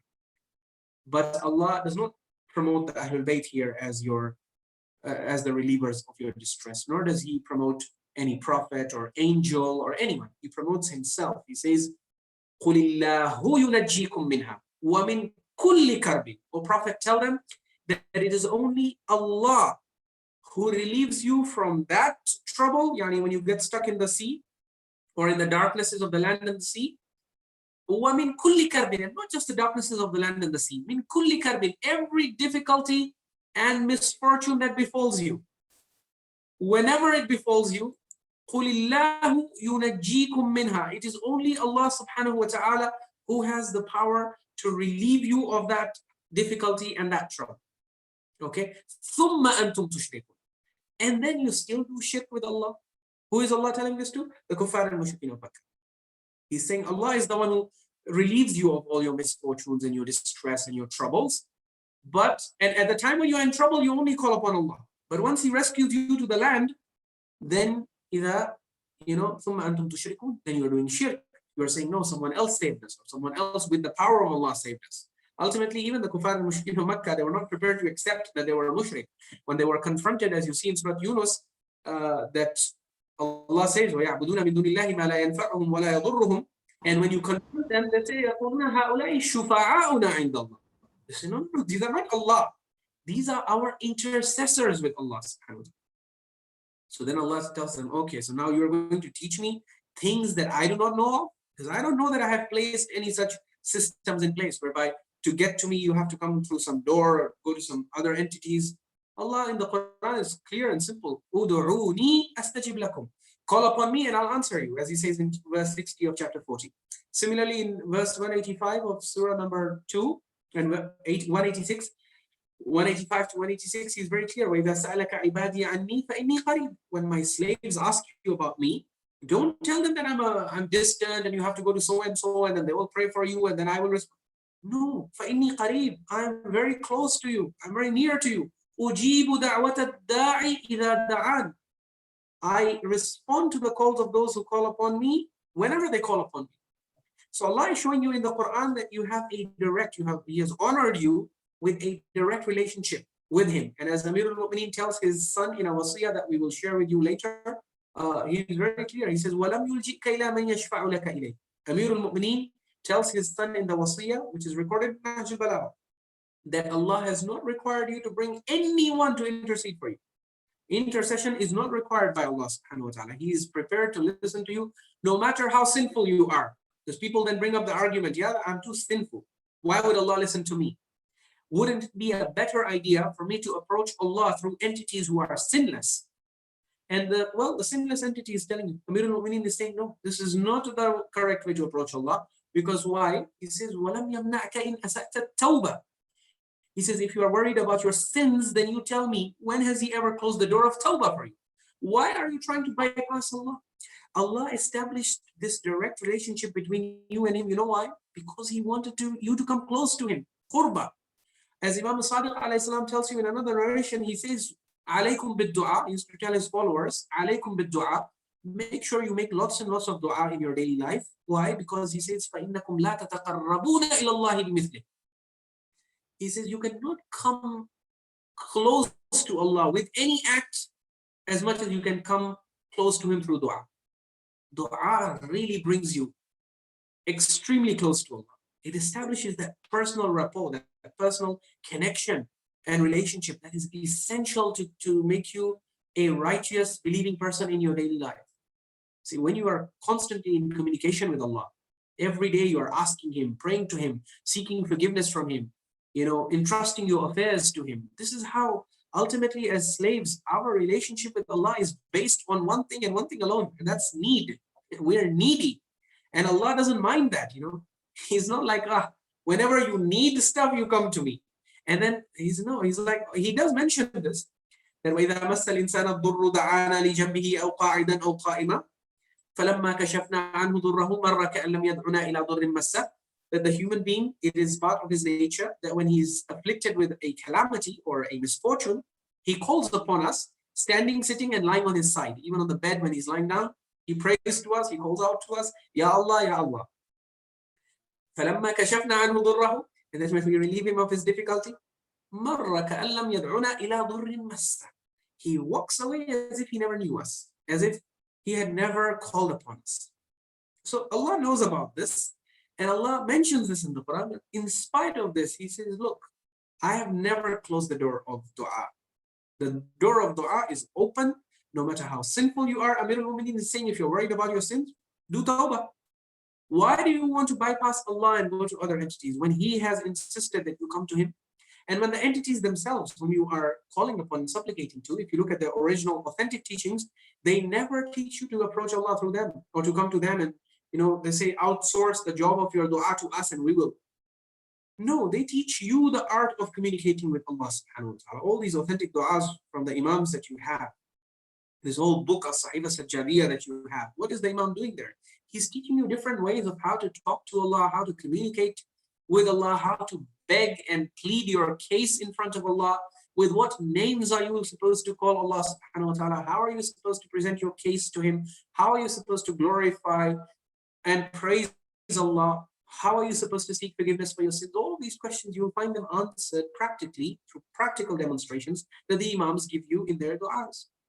So the teaching of the Imam is very clear and consistent with the teaching of the Quran. Just as the Quran only promotes this idea that for your needs you turn to Allah, the Imams also preach and promote this concept. The narrations which are attributed to them, which claim otherwise, like Nade Ali, like Ghulaat, they don't have any chains.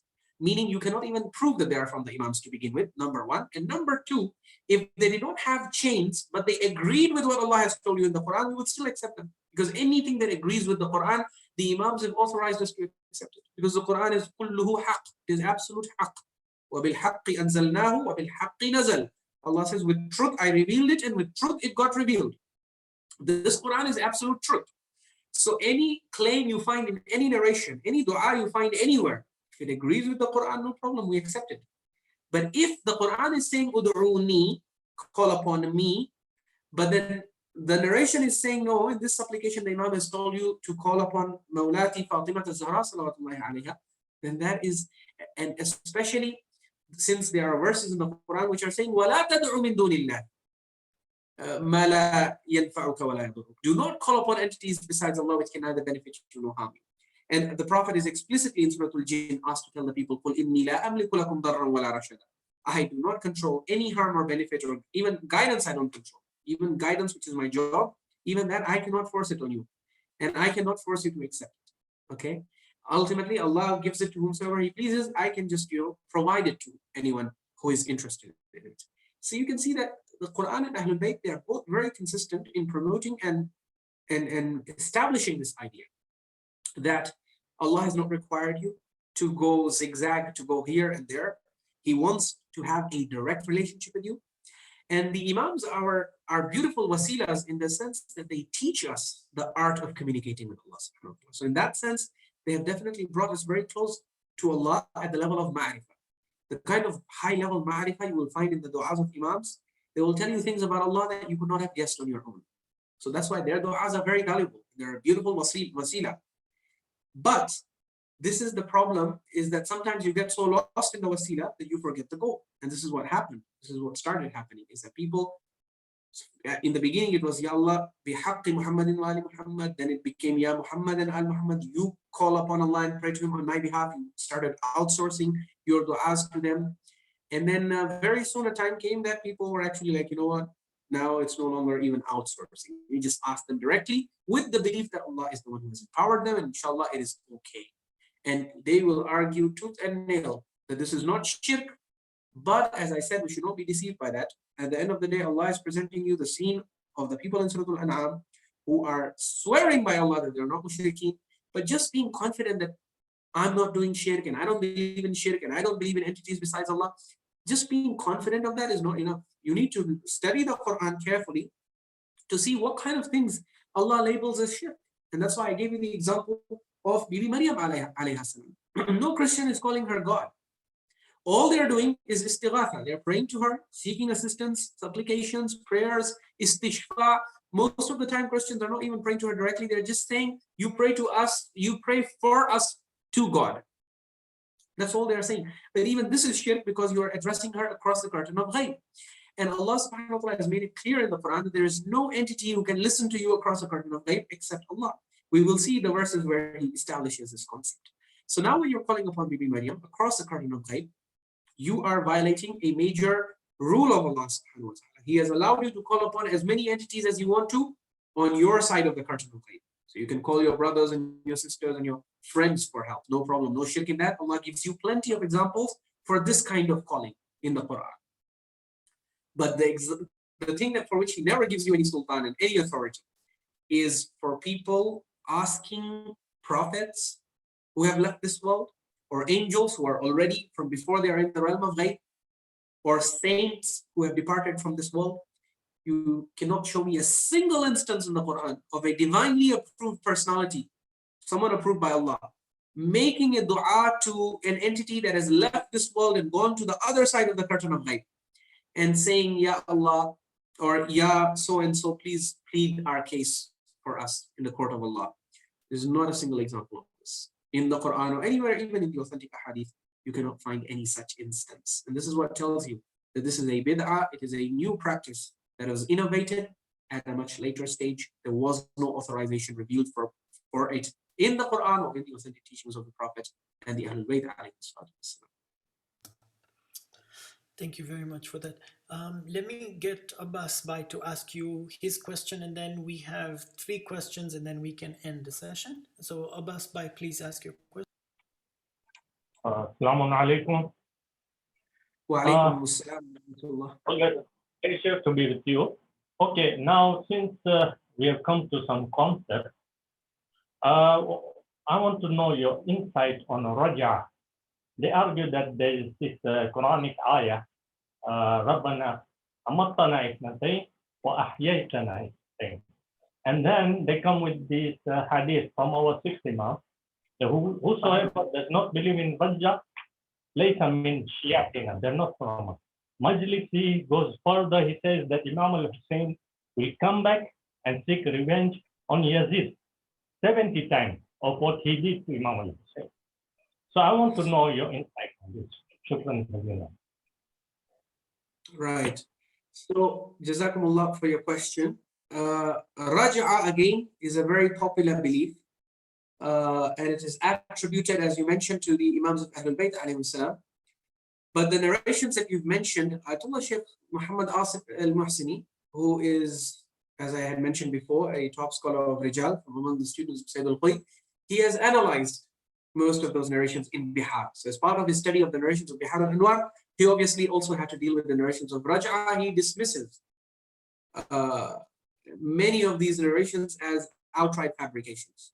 And some of these he actually declares to be really dangerous. He says these are poisonous narrations, which if they are narrated among the Shia, they will corrupt the minds of their youth and destroy their understanding of Islam, and also create huge problems for them in this world and in the hereafter. So if you look at the narrations, one of the longest narrations about Raj'a in Bihar al-Anwar, it mentions, and this is narrated from the Mimbar, unfortunately. As I told you, the Zakirin, they just, pick up Bihar al-Anwar. So Allama Majlisi has narrated it. Allama Majlisi has narrated all kinds of khurafat in this Bihar al-Anwar. It is not for no reason that Ayatollah Shaykh Muhammad Asif al-Muhsini dismisses close to 96% of Bihar al-Anwar as da'if, unreliable fabrications. Is 96%. It's only 4 to 5% of Bihar al-Anwar narrations that he's authenticating. And what these Zakirin are doing is that they don't have the authenticated version. I have yet to see, the Zakirin referring to al-Mu'tabar min Bihar al-Anwar in their majalis. They just mention Bihar, or sometimes they don't even mention. But we know, because we have traced most of these narrations, when they mention a narration, we know this is in Bihar. But Maulana, did you check al-Mu'tabar min Bihar al-Anwar, the collection of authentic narrations from Bihar al-Anwar? They don't. And okay, fine. If you don't have access to al-Mu'tabar min Bihar al-Anwar, no problem. You have access to the Quran, right? The Quran is very clear. As far as the question of, for example, you mentioned amattana ithnatayn wa ahyaytana ithnatayn, that has been explained by the scholars of tafsir in its place. There are verses of the Quran that contradict this notion of Raj'a. So for example, وَحَرَامٌ عَلَى قَرْيَةٍ أَهْلَكْنَاهَا أَنَّهُمْ لَا يَرْجِعُونَ. Allah says any village or any city that we have destroyed can never come back. It is haram for them to come back to the life of this world. And ahlakna in this sense is not only ahlakna bil adab, but even if Allah causes someone to die with a natural death, that also comes under ihlak, because in the Quran, Allah subhanahu wa ta'ala in Surah Al-Isra, he says that وَإِن مِّن قَرْيَةٍ إِلَّا نَحْنُ مُهْلِكُوهَا قَبْلَ يَوْمِ الْقِيَامَةِ أَوْ مُعَذِّبُوهَا عَذَابًا شَدِيدًا كَانَ ذَلِكَ فِي الْكِتَابِ مَسْطُورًا. There is not a single village or city or township on the face of this earth except that we shall either مُهْلِكُوهَا, we shall destroy it, أَوْ مُعَذِّبُوهَا عَذَابًا شَدِيدًا, or we shall inflict severe punishment on it before the day of judgment. So before the day of judgment, every city on this earth has to be destroyed. Now, some will be destroyed through adab, others will be destroyed naturally, like the whole city. The people of the city slowly they die. So this is also a kind of ihlak. Ultimately, the Quran is saying after Allah does ihlak, He doesn't bring people back. Haramun ala qaryatin ahlaknaha annahum la yarji'un. There is no scope for return after Allah has sent you to the other side. This is the dua of the dying person actually. In Surah Al-Mu'minun, he says, Qala Rabbi irji'un. He says, when he sees the consequences of his evil deeds staring him in the eyes at the time of his death, when the angels come to receive him, Allah says, Hatta idha ja'a ahaduhumul mawtu qala rabbi irji'un. When death comes to one of them, he says, Oh my Lord, please return me back to the life of this world. لَعَلِّي أَعْمَلُ صَالِحًا فِيمَا تَرَكْتُ. So that I may do some righteous deeds in which I have left. And Allah says, the angels on behalf of Allah, they say, "Innaha kalimatun huwa qailuha." Yeah, this is just a statement that you are making. It's just words coming out of your mouth. وَمِن وَرَائِهِمْ بَرْزَخٌ إِلَى يَوْمِ يُبْعَثُونَ. So now in front of you is a barzakh until the day of judgment. And a barzakh literally means a barrier, an unbreakable barrier.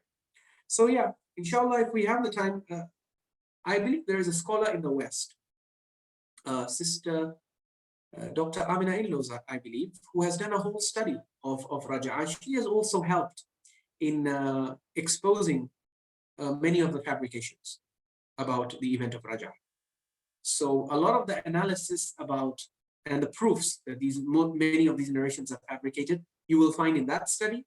Others you will find in the study of Ayyatullah Shaykh Muhammad Asif al-Muhsini, and others you will find elsewhere in other studies that have been undertaken. There are obviously traditional Shia scholars who very firmly believe in this idea and they promote it. But yeah, it's ultimately, Raja'ah is a matter of aqidah, it's a matter of belief, it's a claim about ghaib. And until and unless, as I mentioned in the previous lectures, you have clear-cut testimony from Allah saying that an event will happen in the future or an event will happen in ghaib, you are not allowed to make that claim until you have qat'i proof. Now, if you go to some of the Safavid scholars, like Shaykh Al-Hur Al-Amili, Sahib Al-Wasail, he will tell you that, oh, Raja'ah, we have mutawatir narrations for it, mashallah. So many narrations from the Imams, they cannot be lies. But we say, okay, let's examine the chains of those narrations. The Akhbaris were not examining the chains very critically. But today the Usulis are. And so if you examine the narrations about Raja'ah in light of the researches of today's Usuli scholars, you will be shocked to discover that the chains of these narrations are populated by some of the most notorious liars who ever lived in history and who have been exposed, named, and shamed in the books of Shia, of classical Shia al-Rijal.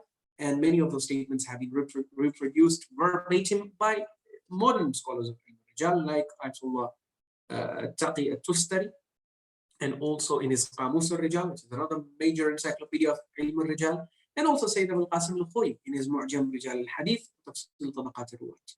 But yeah, this is, see, it's easy for us to say in one sitting that, you know, the narrations about this are not authentic, but presenting the proofs is something that we need series of lectures for, inshallah. This is something in the distant future. We have a lot more ground to cover before we can get to these areas, inshallah. But we will get there, inshallah. And once we get there, you will see, we will share with you the cutting edge research of the scholars of Rijal with regard to the narrations about Raja'ah.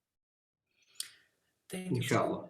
Syed, if you can keep your answers short, because they're very short questions and I think they can be dealt with very quickly. Murtaza Shokatali has asked, Salam Syed, when these ayats 622 until 24 were revealed, means that there were some people at the time of the Holy Prophet who had fallen into a similar category. Or was this verse referring to the Christians and Jews who are in these categories? Right. So here's the thing that you learn from the Imams of Ahlul Bayt, is that the Imams of Ahlul Bayt, they do not apply, there are verses in the Quran that are of two categories. There are two categories. One is Am, and you have Siyar al-Umum in Arabic language. They will teach you there are certain words that you're supposed to use when you want to talk in general terms. Okay? And there are certain words that you use, or certain kind of language that you use when you want to refer to a specific case. The Quran, when it condemns the Kuffar and Mushrikoon of Makkah, it does both things. It addresses them specifically, so it mentions their idols by name, for example. In Surah Al-Najm, Allah says, أَفَرَأَيْتُمُ اللَّاتَ وَالْعُزَّى وَمَنَاةَ الثَّالِثَةَ الْأُخْرَى أَلَكُمُ الذَّكَرُ وَلَهُ الْأُنثَى تِلْكَ إِذًا قِسْمَةٌ ضِيزَى. Allah talks about Lat and Uzza and Manat. These are their idols. In Surah Nuh, he mentions the idols by name. وَقَالُوا لَا تَذَرُنَّ آلِهَتَكُمْ وَلَا تَذَرُنَّ وَدًّا وَلَا سُوَاعًا وَلَا يَغُوثَ وَيَعُوقَ وَنَسْرًا. These are the idols that the people of Nuh alayhi salam were worshipping. Now these are specific instances. You cannot apply them today because except if you can show that, yeah, Yaghuth and Ya'uq were just like, you know, maybe the idols of today. Yeah, that's a different thing. But these are specific verses, and you don't see the Imams using these specific verses because they're too specific. They're talking about the people of the time. But then there are other condemnations and criticisms that Allah issues against the Kuffar and Mushrikoon of Makkah, which are phrased بِصِيَغِ الْعُمُومِ, in very general terms. And the verses of Surah Al-An'am, the reason why the Imams of Ahlul Bayt are applying it on the Muslim community is because, first of all, even according to the Quran, shirk is not something that Muslims are immune to. As Allah, we mentioned the verse in the past, discussions on shirk. We told you, Allah tells you in the Quran, وَمَا يُؤْمِنُ أَكْثَرُهُم بِاللَّهِ إِلَّا وَهُمْ mushrikun. Majority of people or majority of them do not believe in Allah except that they also do shirk.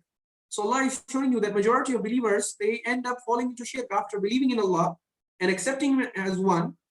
They then end up doing certain other things, coming up with certain other beliefs that make them the same as the kuffar and mushrikeen. So what you need to understand is that when the Quran uses siyagul umum, it uses general language, then that is Allah trying to tell you that, look, what I'm saying here obviously applies to the immediate audience, but it's not restricted to them. Don't confine it to them, because I'm using general terms. So you see, for example, if Allah says, don't call upon Lat and Uzza. Now this verse you cannot use against the Hindus of today, for example. They'll say, we don't call upon Lat and Uzza. We call upon Ram and Ganesh. Ganesh is our Qadi al-Hajaat. He's the one who gives our Hajaat. He's the elephant god, and he's the one responsible for that. Lakshmi gives us wealth. Okay. Indra is another god who gives us, I don't know, rain, lightning, something like that. So they have gods for everything. Okay. And the Quran doesn't mention Ganesh, it doesn't mention Ram, it doesn't mention any of these. So then would the Quran be okay? Can we make the argument that, well, the Quran only condemns the worship and supplications being made to Manat and Lat and Uzza, but Ram and Ganesh it doesn't mention. So no. Ram and Ganesh, the Quran doesn't mention specifically. But it has siyag al-umum, it has general sigas, siga ekle formula, okay, linguistic structure. So when Allah says, La taj'al ma'allahi ilahan akhar, don't make for Allah any other God, or, La tad'u min dunillahi, don't call upon any entity besides Allah. So here in this verse, He's not telling you don't call upon Lat or Uzza or Manat. He's giving you, even though the immediate audience is the Kuffar and Mushrikeen of Makkah, but the language He's using is such that it encompasses them, because obviously they are guilty of calling upon Lat and Uzza, who are not Allah, they are entities other than Allah. But because Allah has used a general statement, it also applies to, until the day of judgment, as many entities that as you will call upon besides Allah. Whether it is Ram, whether it is Ganesh, whether it is Lakshmi, whether it is a Sufi saint like Sheikh Abdul Qadir al-Jilani, or whether it is, Ghaus Azam, Ghaus Pak, whether it is Imams of Ahlul Bayt, whether it is prophets, whether it is angels, any entity, if it's not Allah, it comes under the umum of the Quran. The Quran has issued a blanket ban, as we shall see, inshallah, in subsequent discussions. It has issued a blanket ban, a general ban over invoking any entities across the curtain of Ghaib apart from Allah. So that's why the Imams have taught us that when the Quran talks in general terms, then you also apply generally. When it talks in specific terms, then you just take the ibrah, but you can't apply it specifically. Now the verses of Surah Al-An'am that you are asking about, look at how they're phrased. Allah says, وَيَوْمَ نَحْشُرُهُمْ جَمِيعًا ثُمَّ نَقُولُ لِلَّذِينَ أَشْرَكُوا. He says, then we shall say to those people who did shirk. Now this category is a very broad category, as you can see. Those who did shirk, the Kuffar and Mushrikeen of Makkah, they come under it. The Catholic Christians of today, as we saw, those who pray to Bibi Maryam, they do istighatha, they come under it. They're guilty of shirk. In the eyes of Allah, according to Surah Al-Ma'idah, the verse will not make sense unless you admit that the Christians are doing shirk. And in other verses, Allah confirms that this is shirk. Inna alladhina kafaru min ahli al-kitabi wal mushrikeen. He accuses the Ahlul Kitab of shirk. So when Allah is saying, ثُمَّ نَقُولُ لِلَّذِينَ أَشْرَكُوا, we are going to say to the people who did shirk. This, He's not referring to them by name. He's not saying, we will say to the Kuffar of Makkah, we will say to the Hindus of India, we will say to the Ghulaat and the Shia of so and so place. No, He is using a general term. Anyone who was guilty of shirk comes under this, okay, can come under this. But then He makes it specific after that. He's not talking about general mushrikeen who openly and notoriously admit that they are mushrik. So how do we know that? From the description that Allah gives. That when Allah questions them, where are my shuraka? If they were notorious mushrikeen, then Allah has given you the answer that they will give. They will have no answer, they will be silent, And Allah will say, okay, call out to them. You used to call out to them in dunya, call out to them here. Allah says, فَدَعَوْهُمْ فَلَمْ يَسْتَجِيبُوا لَهُمْ. They will call out to them, but they will not respond to them. So he gives you examples of the Kuffar and Mushrikoon of Makkah, but he also gives you general terms. So the verse 23, 22, 24, these are couched in general language. And that's why the Imam says, you know what? Yes, there would be an audience. The immediate audience would definitely have people of that sort, maybe the Christians of that time, who also were firm believers. Even today, when you tell Christians, if you tell a Christian you are a polytheist, he will be insulted, he will be offended. Even if he is making tons of du'as to Bibi Maryam, he will say, this is not shirk, Baba. Look at the text of my du'a. I am saying that Bibi Maryam cannot do anything except with Allah's permission. So if Allah is the one who gave this permission, then how is it shirk? If you treat any entity or direct any act of worship that is reserved for Allah, you direct it to an entity across the curtain of ghaib, like dua, like istighatha, like istishfa', then in our court, this will be registered as shirk. And that's why, look at the example of the Christians. We are actually questioning Isa on the Day of Judgment. We are telling him, did you tell them that they should take your mother as God, gods besides Allah? And Christians can object, and when we discuss this verse with them, they object. They say, yeah, well, who said we take Bibi Maryam as God? She is our intercessor with God. She is not God. We reject and we refuse the idea that she is God. Well, the Mufawwidah and Ghulaat were also rejecting this idea. Some fringe elements among the Ghulaat were saying that Imam Ali is God or he's the incarnation of God. You also had those, but you also had Ghulaat and especially the Mufawwidah. They were very clear. They were saying, no, there is delegation, yes, but Allah is the one who has delegated. And Imam Ridha is saying, whether you say Allah has delegated or whether you say someone else has delegated or themselves, it doesn't matter, doesn't make any difference. Al-Ghulatu Kuffar, as Imam Ridha says, wal-Mufawwidatu Mushrikoon. The Mufawwidah are mushrik in the eyes of Imam Ridha alayhi salam. Say, yeah, Imam, but they are saying Allah has given. So they are lying against Allah. They are doing Iftiraa. Where has Allah? He's quoting you verses from the Quran where Allah is denying that He has given rizq and amr and khalq and any of these powers to any entity other than Himself. So these are the verses that the Imam is using, and he's showing you that because they are general, they apply to anyone and everyone who fits the bill until the Day of Judgment. Okay. Somehow the questions have increased. So there is a question which is sort of a follow-up of what you were just talking about. It said, you compare Surah Ma'idah, verse 116, where God asks Isa if he asked the people to take him as God. To us and the Ahlul Bayt, God is quite specific to Isa in this verse and not general, where he often is. Can the above verse be applied to Shias? Yeah, so that's what I delivered this lecture to establish. I was not able to present another narration. Inshallah, in the subsequent lecture we will present, where Imam Ridha alayhi salam uses this whole conversation from verse 116 to 120. He applies it to whom? He applies it to the Ghulaat of his time. When Ma'mun questions him about the Ghulaat, he says, "Balagani anna qawman yaghluna fikum wa yujawizuna fikum al-had." He says, it has reached us that there are people among your Shia who make exaggerated claims about you and they cross limits. You know, they attribute divine qualities or characteristics, attributes to you. What do you say about these people? The Imam immediately goes to the Quran and he starts by quoting a verse of Surah Al Imran that was revealed against the Christians after Mubahala. And then he comes straight to these verses from Surah Al-Ma'idah.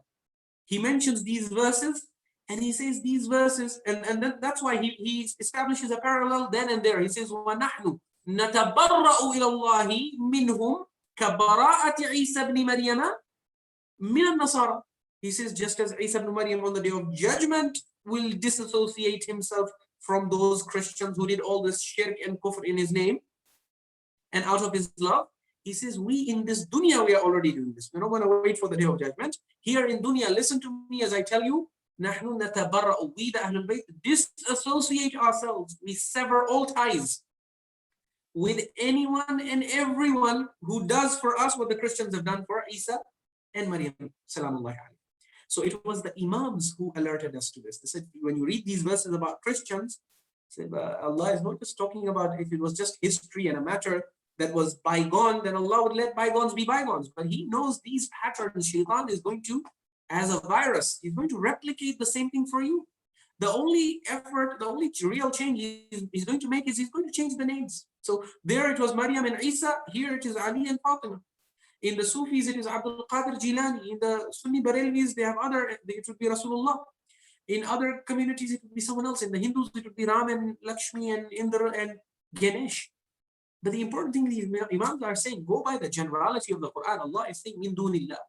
Any entity that's not Allah, la tad'u. Don't make du'as to it across the curtain of light. Because as we will show you in the subsequent discussions, Allah says, la yasma'u du'a. First of all, FYI, the first thing you need to know, any entity that you call across the curtain of light, they cannot listen to you. That's the first thing. Second thing, Allah says, وَلَوْ سَمِعُوا مَسْتَجَابُوا لَهُ. Even if they could hear you, they would not respond to you. They would not be capable of responding to you. So what's the point of calling someone that cannot respond to you? And third thing Allah tells you is, وَيَوْمَ الْقِيَامَةِ يَكْفُرُونَ بِشِرْكِكُمْ. On the day of judgment, they will deny your shirk. They will disassociate from your shirk and they will clear the record before Allah and say, we were not responsible for this, Ya Allah. We never taught them to do this. They invented narrations. They fabricated stuff. They attributed all that garbage to us. And we warned these people. I have not even got into the bahth of the riwayat and the narrations, the mustafid, mutawatir narrations that have come to us about this from the Imams of Ahlul Bayt, and which are confirmed by qat'i evidence, where the Imams appeal, the issue repeated appeal after appeal after appeal. Ittaqullah wa la taqbalu alayna illa ma wafaqa kitab rabbina. They say, Ya Shia, fear Allah and do not accept any claim in our name. These people have proliferated, fabricated narrations in the thousands.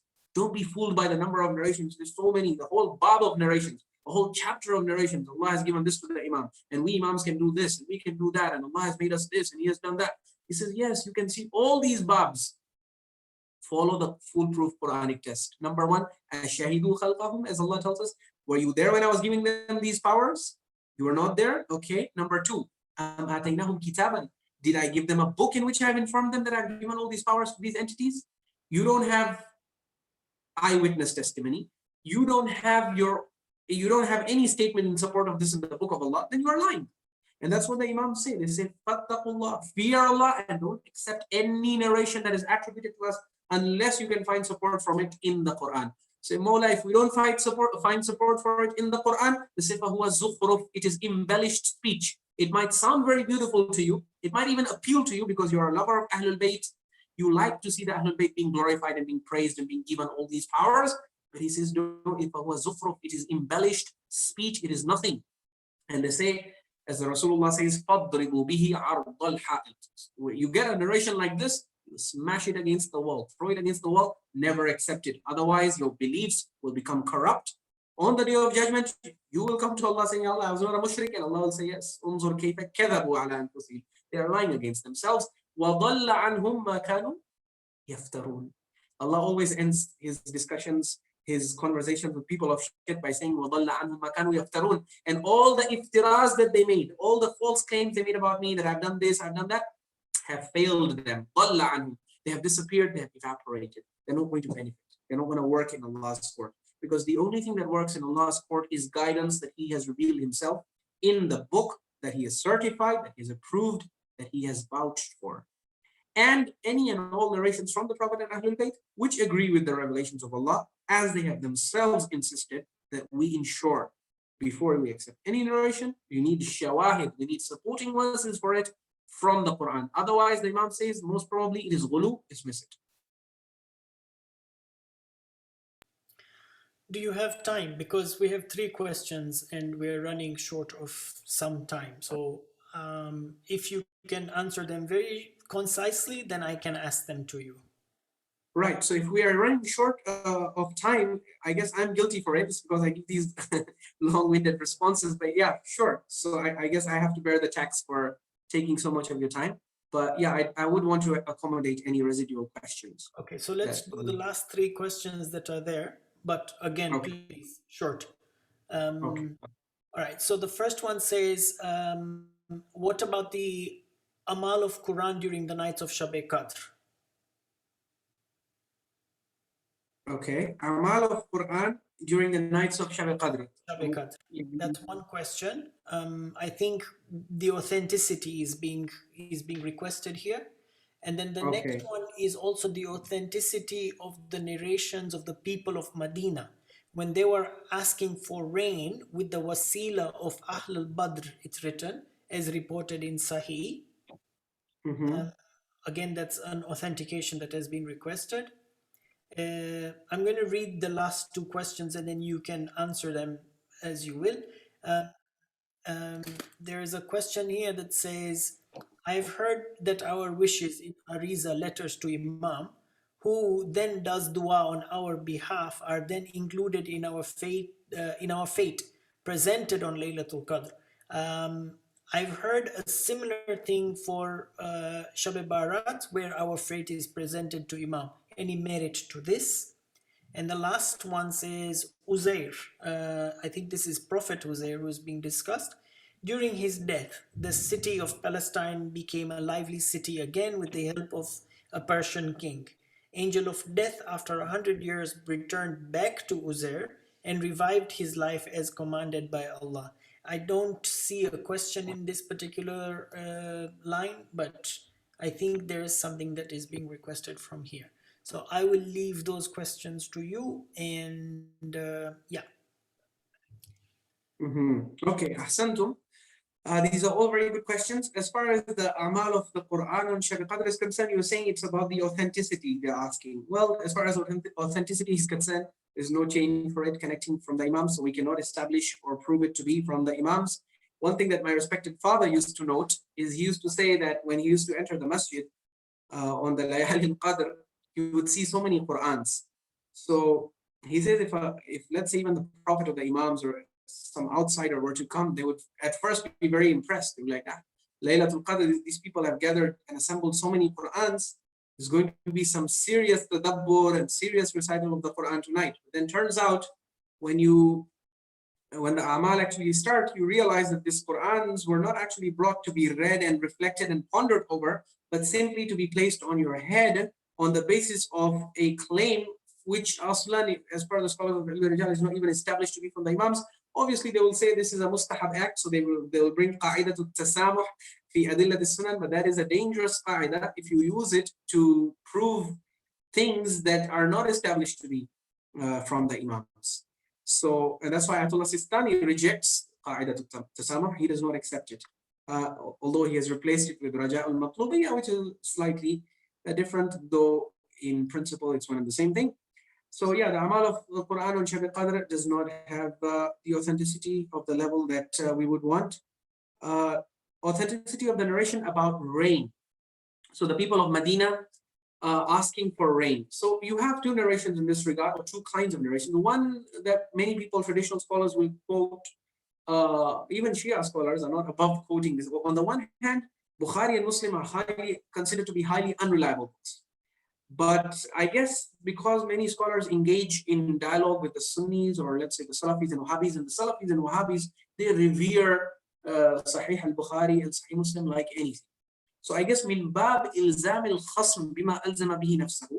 This is a concept in logic, which is to corner an enemy with evidences that he regards as authentic. So you don't accept it, but because he accepts it, you say, okay, so I'll give you evidence from your books. So these arguments probably would work for the Sunnis and Salafis, although they don't, because Sunnis and Salafis are also, they have top level scholars like Sheikh Muhammad Nasir al-Din al-Albani, who is a top level scholar of Ilm al-Rijal among the Salafis, highly revered among the Salafis. He was a Sunni scholar and a very distinguished scholar of Hadith among them. So he has demolished many of these narrations. Min bab as-sanad, he has exposed the weaknesses in the sanad of such narrations. There's a narration about how the second Khalifa, Umar ibn al-Khattab, when they were facing famine in Medina, he actually prayed to Allah, but through the wasila of Al-Abbas, the uncle of the Prophet.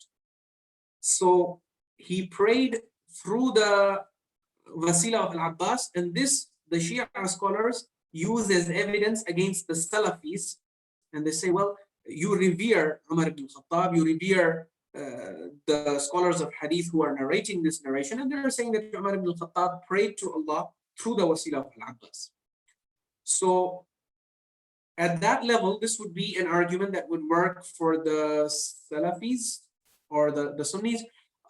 Even though the Salafis and the Sunnis, like Muhammad ibn Abdul Wahhab himself, is also clear. He says this is not shirk. So if you pray to Allah through the wasila of, let's say, Al-Abbas or the Holy Prophet or Imam Ali or Bibi Fatima, he is not very happy with this practice, but he says we don't have much against this in terms of evidence. So he does not dismiss this completely. In some of his writings, you will see he is rather mutawaqqif. But then when it comes to the issue of directly supplicating to them, that is, for that, they have another narration narrated by Uthman ibn Hunayf, where you have a blind person. It's called Hadith al-Darir, Hadith of the blind person, narrated in Sunan ibn Majah. He comes to Rasulullah and he wants his eyesight to be restored. And, you know, Rasulullah teaches him this amal whereby he's supposed to do tawassul through Rasulullah and all of that. The sanad of that narration has been discredited by Sunni scholars of Hijab. So you can't use that against them. But the narration of Abbas, yeah, it is a valid narration as far as the Sunnis are concerned. It is not hujjah for people like the methodology that the Quran and the Ahlul Bayt have promoted is not to go with single narrations. So a single narration, if you can find a shahid for it in the Quran, then it becomes absolute qat'i evidence. But if you have an example of, for example, Umar ibn al-Khattab doing something, is that hujjah on us as Muslims? Not really. He can do, Umar ibn al-Khattab, the second Khalifa, may have done many other things which are not hujjah for us. He waged wars of conquest, which today Sunni scholars themselves are questioning, some of them, and saying that these were not right. So ultimately, hujjah is Rasulullah, right, for all the Muslims. And then for the Shia, it's Imams of Ahlul Bayt, and the Sunnis also revere and respect Imams of Ahlul Bayt, but not so much as independent hujjaj from Rasulullah. They respect and value Ahlul Bayt as transmitters of the Sunnah of Rasulullah. So either way, the narration of these is, first of all, these are single chain narrations. So according to the manhaj that the Quran teaches, whereby we need to have certainty, we don't have certainty that these events happen because they are narrated by single chain. One person is narrating to the other, to the other, to the other. They are not widely reported. And because they are not widely reported, there can be no certainty. There is a probability that something like this happened, probability that something didn't happen. The Imams tell you, take it to the court of the Quran. In the Quran, do you see any approved prophet of God praying to either another approved prophet of God? Like, for example, Yaqub alayhi salam, the children of Yaqub, when they wanted forgiveness for their sins, they come to their father who is in the same realm as them. He's not behind the curtain of light. Yaqub is still alive. They come to Yaqub and they say, Ya Abana astaghfir lana. They say, oh, our father, please seek forgiveness with Allah for us. This the Quran promotes and allows. So yeah, if a person is in front of you, 100% you can go to them and you can request them to make as many du'as for you as you want to. And this used to happen in the lifetime of the Imams and the Prophets. People used to come to them, Ya Rasulullah, Ya Ibn Rasulullah, make this dua for me. And the Prophet and Imams would make for them. There is no shirk in this because it's established from the Quran. What you have sultan and proof for from the Quran, you can never go to hell for. Because you can say, Ya Allah, I don't know, you told me this, right? Where you get into trouble is where you do something and Allah has revealed nothing for it in the Quran. Like the practice of addressing them directly. There is not, so the children of Yaqub, the sons of Yaqub, if they had addressed Ibrahim, think about it. Why did they not address Ibrahim? Ibrahim is the friend of God, the Khalil. If it's a choice between making Yaqub pray for you and making Ibrahim pray for you, who would you? Personally, you would obviously go for Ibrahim. Yaqub is a great prophet of God. He's not Khalil. Khalil is Ibrahim. He's the intimate friend of Allah. So the best shafa'ah would be the one that he would do for you, right? But the children, the sons of Yaqub, Ibrahim is their great grandfather. But they don't call out to him. They don't go to his grave, or they don't call out to him and say, Ya Ibrahim, Ya Khalil ar-Rahman, we are in a deep mess. We have wronged our father. We have wronged our brother. You know, we are hopeless. You are the friend of God. You plead our case with Allah. No, they don't address Ibrahim, who is the greater wali, if you go on the face of it. They address who? Yaqub. Why is it that? Why don't they address Ibrahim? Because Ibrahim has left this world. He is now in the realm of ghaib. Calling upon an entity from the realm of ghaib is something for which Allah has revealed no sultan. Yaqub, on the other hand, he's right in front of them. So they can talk to him, they can ask his help, they can do everything. It won't be shirk, you see. So that's why when we bring these narrations to the court of the Quran does not support them. In fact, it dismisses those narrations that talk about directly asking Rasulullah. The Quran dismisses them in the sense that it does not teach you to ask upon entities beyond the curtain of ghaib after they have left this world. Once they are physically here, so it's not even a question of alive. They are alive on that side. Ibrahim, we wouldn't say is dead. He's alive on the other side. But why are the sons of Yaqub not calling upon him? Because he's alive on the other side, but you don't have a means of communication. You don't have any channels of communication that Allah has told you of that exist and connect you to the realm of ghaib. Now, arizas to the Imams, again, there is no authentic proof for this in any book of hadith. The fate is presented to the Imam. Again, this is the claim about ghaib, because no one has seen the fate being presented to the Imam. And we have not been informed by Allah of this in any book of his. So it's a claim about ghaib for which there is no sultan, and therefore it has to be dismissed. Otherwise, you end up in iftiraa. The case of Uzair, and using the case of Uzair to prove raj'ah. I think traditional scholars would like this argument that Allah has mentioned in Surah Al-Baqarah, أو كالذي مر على قرية وهي خاوية على عروشها قال أن يحيي هذه الله بعد موتها فمات الله 100 عام ثم بعث. So there are instances like this mentioned of Hizqeel and Uzair and people whom Allah brought back to life. So ultimately we believe on those incidents because Allah testifies. So when Allah comes and gives you sultan, so if I believe that, for example, Allah did this in their case, I cannot get into trouble, because when Allah questioned me, were you there when I resurrected that prophet and I brought him back to life? I say, no, I was not there. Okay, did we give you a book? I say, yes, Ya Allah, actually, you did give me a book, the Quran. You clearly informed me of this incident. So that's the only reason why I believe. I trusted your testimony. Now, if you're going to tell me that your testimony had problems in it, then that's something you have to deal with, not me. But on the other hand, when you make claims about others, which Allah has not verified, then that is what the Imams and what the Quran calls iftiraa. So you have to be very careful. Any claim people are going to make when you go into the hadith literature, as I told you, 96% of the Bihar al-Anwar is what? According to Ayyatullah Subhani, it is false and mendacious claims about Allah, about the Prophet, and Imams of Ahlul Bayt, or claims which are not established to be from 96%. So don't be overwhelmed by the sheer volume. The volume will be there. There are volumes and volumes worth of khurafat in our books of hadith, and the scholars are very frank about that. That's why they say you don't go by, even if you see a sahih chain, it does not give you certainty. This, inshallah, the evidence for this we'll present some other time, how the scholars have all unanimously said that a single chain narration, even if it is a sahih and reliable chain, does not give you certainty of sudur, that the hadith is coming to us from Rasulullah or the Imam. I guess that's it. Those were all the questions that I have here with me. So You had that one of Nabi Uzair, yeah? Yeah, this is the one that I just responded to. Okay. So right. Essentially what I was trying to establish is you cannot reason by analogy. You cannot say that if Allah resurrected Uzair, then he must also resurrect, for example, let's say some other Sheikh Abdul Qadir al-Jilani. He said, no, Uzair, Allah testified that I resurrected him, for example. If you have evidence for that, you can say that. But for Sheikh Abdul Qadir al-Jilani, if you're going to make this claim for him, or if you're going to make this claim for the end times, you better have sultan from Allah or authentic narrations from the Ahlul Bayt, which in this case we don't have. Okay, so in this case, Nabi Uzair was actually given that power. I mean, God actually decided to bring him back.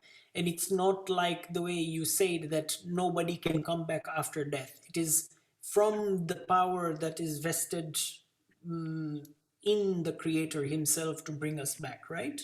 That's what you meant. Very true. Okay, all right. I think then all the questions have been answered for this evening. And again, I want to thank you for painstakingly taking your time and being able to do the session and then do another hour of answering these questions. So may God give you more strength for this. Thank you for your time. Barakallahu feek.